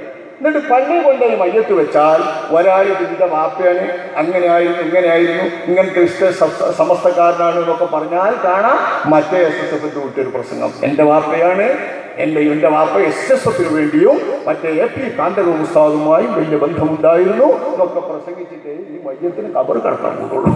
4 പ്രസംഗം എൻ്റെ കൂടി കഴിയുമ്പോത്തിന് ഒരു നിക്കാഹ് നടന്നാൽ ആ നിക്കാഹ് കഴിഞ്ഞതിന്റെ ശേഷം ഫോൺ ഈ മൈക്കിലെടുത്താൽ മൈക്കിന് കിട്ടിയാൽ വലിയ കുശിയത് നിക്കാഹ് വരുമ്പോൾ. ഇതിനകത്ത് മൈക്ക് ഇപ്പോഴത്തെ കുട്ടികൾക്കൊക്കെ പ്രസംഗിക്കാൻ ഒരു ചാൻസ് കിട്ടിയാൽ എന്താ കുശിന്നറിയോ? എന്നിട്ട് എടുത്തിട്ട് ഒരു പ്രസംഗ ഈ പുതിയാപ്പ ആരാന്നറിയോ, പുതിയ ആരാന്നറിയോ, ഇവര് SSFന്റെ പ്രവർത്തകരാണ്. SSF വരെ പറയുമ്പോൾ ഇവര് SSFന്റെ അല്ല SKSSFന്റെ പ്രവർത്തകരാണ് എന്ന് മറ്റേ ആൾ പറയും. എന്നിട്ട് യൂണിറ്റി SKSSFന്റെ അഭിനന്ദനങ്ങൾ. ഇതൊരാൾ പ്രസംഗിച്ചാൽ അവിടെ SSFന്റെ പേര് പറയാതിരിക്കാൻ പാടില്ല എന്ന് മറ്റൊരാൾ കടന്നു വരും. ഈ പോക്കി എവിടുക്കാ സഹോദരങ്ങളെ? ഇത് തുടരാൻ അനുവദിക്കാമോ? എന്നിട്ട് സ്റ്റേജ് കിട്ടിയാൽ പറയുന്നതോ വ്യക്തിഹത്യകൾ തന്നെ.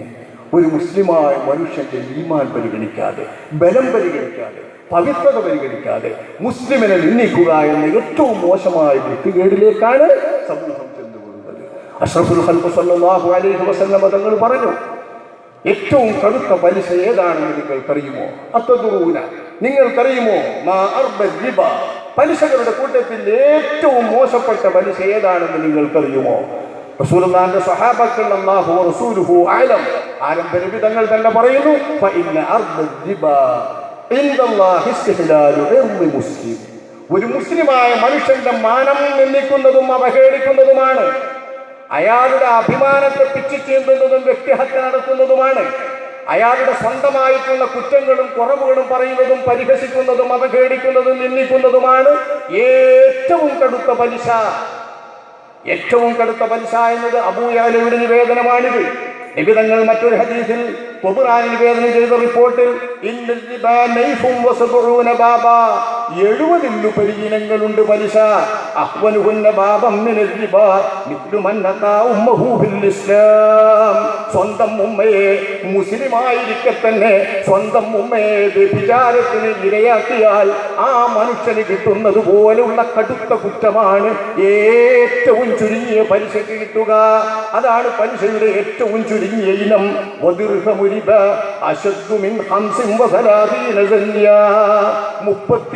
വ്യഭിചാരം ഒരാളിൽ നിന്നുണ്ടായാൽ അതിലേറെ കടുത്ത പാതകമാണ് പലിശയിൽ നിന്ന് കിട്ടുന്ന ഒരു വെള്ളിയുപ്യ. ഈ വെള്ളുറുപ്യക്ക് 35 വ്യഭിചാരത്തിന്റെ കുറ്റമാണ് എന്നതിന്റെ ഗൗരവതരമായ കുറ്റം പറഞ്ഞിട്ട് തങ്ങൾ പറയുകയാണ്,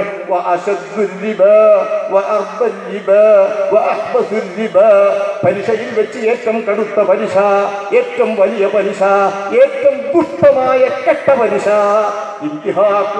മുസ്ലിം, ഒരു മുസ്ലിമായ മനുഷ്യന്റെ മാനം പിച്ച് ചീന്തലാൻ, അയാളുടെ അഭിമാനത്തിന് ക്ഷതം വരുത്തലാൻ, അയാളെ അവഹേളിക്കലാൻ, വ്യക്തിപരമായ അവഹേളനമല്ലാതെ എന്താണ് സഹോദരങ്ങളെ SKSSF കാരനും SSF കാരനും ഈ സമൂഹത്തിന് നൽകിയിരിക്കുന്നത്, പഠിപ്പിച്ചിരിക്കുന്നത്?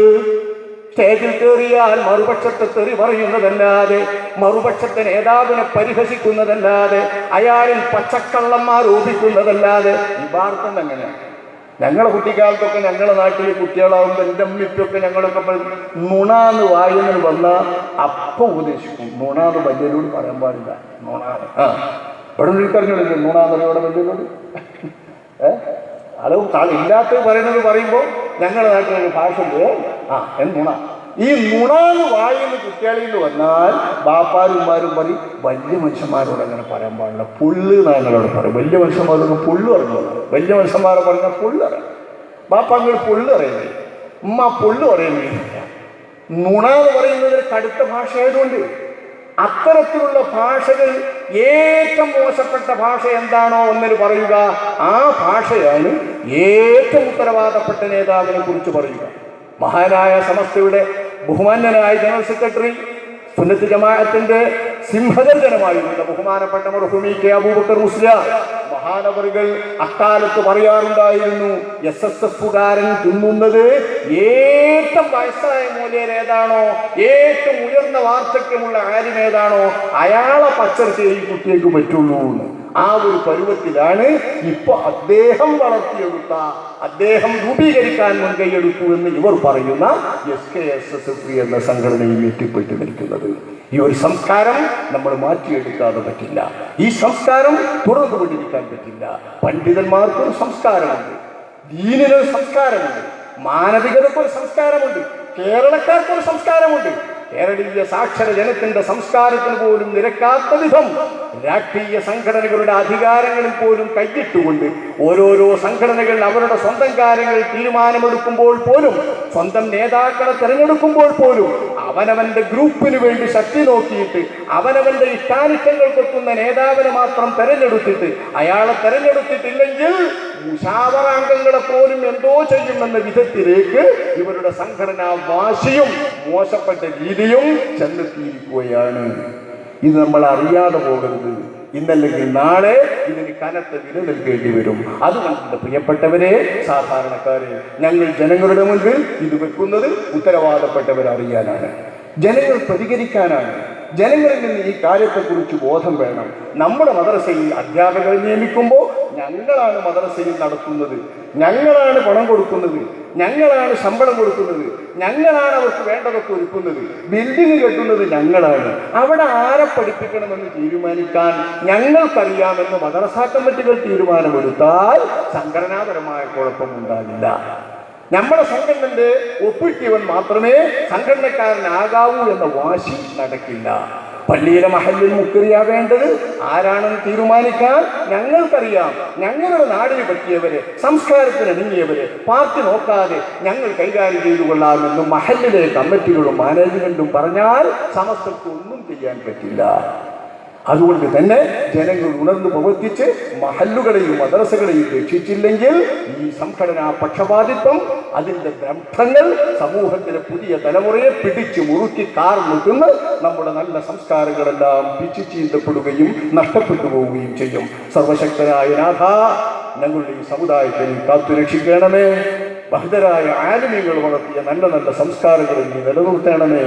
ഞങ്ങളുടെ മഹിത നേതാക്കൾക്കും കാര്യദർശികൾക്കും ഉത്തരവാദപ്പെട്ട ഞങ്ങളുടെ ഗുരുപ്രമുഖന്മാർക്കും എല്ലാം നീ റഹ്മാനും റഹീമുമായ റബ്ബേ ആഖിറത്തിൽ ഉയർന്ന പദവികൾ നൽകണമേ നാഥ. ആ മഹത്വത്തിൽ കാണിച്ചു തന്ന നല്ല പാതയിലൂടെ സഞ്ചരിക്കാൻ നീ ഞങ്ങൾക്ക് തൗഫീഖ് നൽകണമേ നാഥ. അത്തരം മഹാത്മാക്കൾ ഞങ്ങളെ പഠിപ്പിച്ച സംസ്കാരം, സംഘടനാ സംസ്കാരം, സംഘടനാ സൗഹാർദ്ദം, ഇതൊക്കെ കാത്തുസൂക്ഷിക്കാനും പ്രവൃത്തിപഥത്തിൽ കൊണ്ടുവരുവാനും അത് ജനങ്ങൾക്ക് നൽകുവാനും പുതിയ തലമുറയ്ക്ക് പകർന്നു നൽകുവാനും നീ ഞങ്ങൾക്ക് തൗഫീഖ് നൽകണമേ നാഥ. നിനക്ക് വഴിപ്പെടുന്ന അടിയങ്ങളിൽ പെടുത്തി നിന്റെ പൊരുത്തത്തോടുകൂടെ ജീവിക്കാൻ തൗഫീഖ് നൽകി പ്രയാസങ്ങളിൽ നിന്നും രോഗങ്ങളിൽ നിന്നും കാത്തുരക്ഷിച്ച് മാരകമായ രോഗങ്ങൾ കൊണ്ട് പരീക്ഷിക്കാതെ റഹ്മാനും റഹീമുമായ റബ്ബേ ആരോഗ്യവും ആഫിയത്തും നൽകി മരിക്കുന്ന സെക്കൻഡ് വരെ നീ ഞങ്ങളെ നിലനിർത്തണം നാഥ. ക്യാൻസർ, ട്യൂമർ പോലുള്ള വലിയ വലിയ രോഗങ്ങൾ, കിഡ്നി രോഗങ്ങൾ സമൂഹത്തിൽ വർദ്ധിച്ചുകൊണ്ടിരിക്കുന്നു. അത്തരം രോഗങ്ങൾ കൊണ്ടൊന്നും ഞങ്ങൾ ആരെയും പരീക്ഷിക്കരുതേ റഹ്മാനെ. ഞങ്ങളുടെ നേതാക്കളെ പരീക്ഷിക്കരുതേ റഹ്മാനെ. ഞങ്ങളുടെ പ്രവർത്തകന്മാരെ പരീക്ഷിക്കരുതേ റഹ്മാനെ. ഞങ്ങളുടെ ഇഷ്ടക്കാരെ പരീക്ഷിക്കരുതേ റഹ്മാനെ. നിന്റെ അടിയങ്ങൾ ആരെയും പരീക്ഷിക്കരുത് റഹ്മാനെ. ഞങ്ങളിൽ ഇഷ്ടപ്പെട്ട പലരും പലവിധത്തിലുള്ള ഇത്തരം രോഗങ്ങളുടെ പിടിയിലാണ്, പ്രയാസങ്ങളിലാണ്. ആ പ്രയാസങ്ങളിൽ നിന്ന് നീ അവരെ രക്ഷപ്പെടുത്തണേ റഹ്മാനെ. റഹ്മാനും റഹീമുമായ റബ്ബേ, തിരിയാനും അറിയാനും വയ്യാതെ മലർന്നു കിടന്നിട്ട് പൊട്ടിയിട്ട് ചെരിഞ്ഞു കിടത്താൻ ആളുകൾ നോക്കി തന്നെ നിൽക്കേണ്ടി വരും. ഞങ്ങളുടെ ചില സഹോദരങ്ങൾ പ്രയാസത്തിൽ കിടക്കുകയാണ്. നീ അവരെ ദുരിതത്തിലാക്കരുതേ റഹ്മാനെ, കുടുംബത്തെ പ്രയാസത്തിലാക്കരുതേ റഹ്മാനെ. ആ രോഗത്തിൽ നിന്ന് മോചനം നീ വിധിച്ചിട്ടുണ്ടെങ്കിൽ അവർക്ക് പൂർണ്ണ ശിഫ നൽകണേ റഹ്മാനെ. മരണമാണ് ആ രോഗത്തിൽ ആ സഹോദരന് നീ വിധിച്ചിട്ടുള്ളതെങ്കിൽ ആഫിയത്തോടെ നല്ല നിലയിൽ ഈമാൻ സലാമത്താക്കി ആ സഹോദരനെ മരിപ്പിക്കണേ റഹ്മാനെ. അതുപോലെ ഞങ്ങൾ പ്രയാസപ്പെടുന്ന ദുരിതമനുഭവിക്കുന്നവർക്ക് ശിഫായും ദീർഘായുസും ആഫിയത്തും തനിയണമേ റഹ്മാനെ. മരണമാണ് നിന്റെ വിധിയെങ്കിൽ ഈമാൻ സലാമത്താക്കി അവരെയും ഞങ്ങളെയും ഒക്കെ മരിക്കുന്ന സമയത്ത് മരിപ്പിക്കണേ റഹ്മാനെ. ഞങ്ങളെ നിന്റെ ഹബീബായ നബിയോടൊപ്പം സ്വർഗത്തിൽ പ്രവേശിപ്പിക്കണേ റബ്ബേ. അവിടുത്തെ ജിവാറിൽ വസിപ്പിക്കണമേ റഹ്മാനെ. ഞങ്ങളുടെ സമുദായത്തിന് നീ ഹിദായത്ത് നൽകണേ റബ്ബേ. സമുദായത്തെ നയിക്കുന്ന എല്ലാ വിഭാഗത്തിലെ ഉലമാക്കൾക്കും ഹിദായത്ത് നൽകണമേ റബ്ബേ. സംഘടനാ സൗഹാർദ്ദം ഞങ്ങളുടെ സംഘടനകളിലെല്ലാം നീ നിലനിർത്തണമേ റഹ്മാനെ. അപര സംഘടനകളുമായി നിന്ദിക്കാതെ അവഹേളിക്കാതെ സൗഹാർദ്ദത്തിൽ കഴിയുന്ന മാനമര്യാദക്ക് കഴിയുന്ന അതേ പഴയ കാലത്തെ നിലവാരം ഈ സമുദായത്തിൽ നീ തിരിച്ചു കൊണ്ടുവരണമേ റഹ്മാനെ.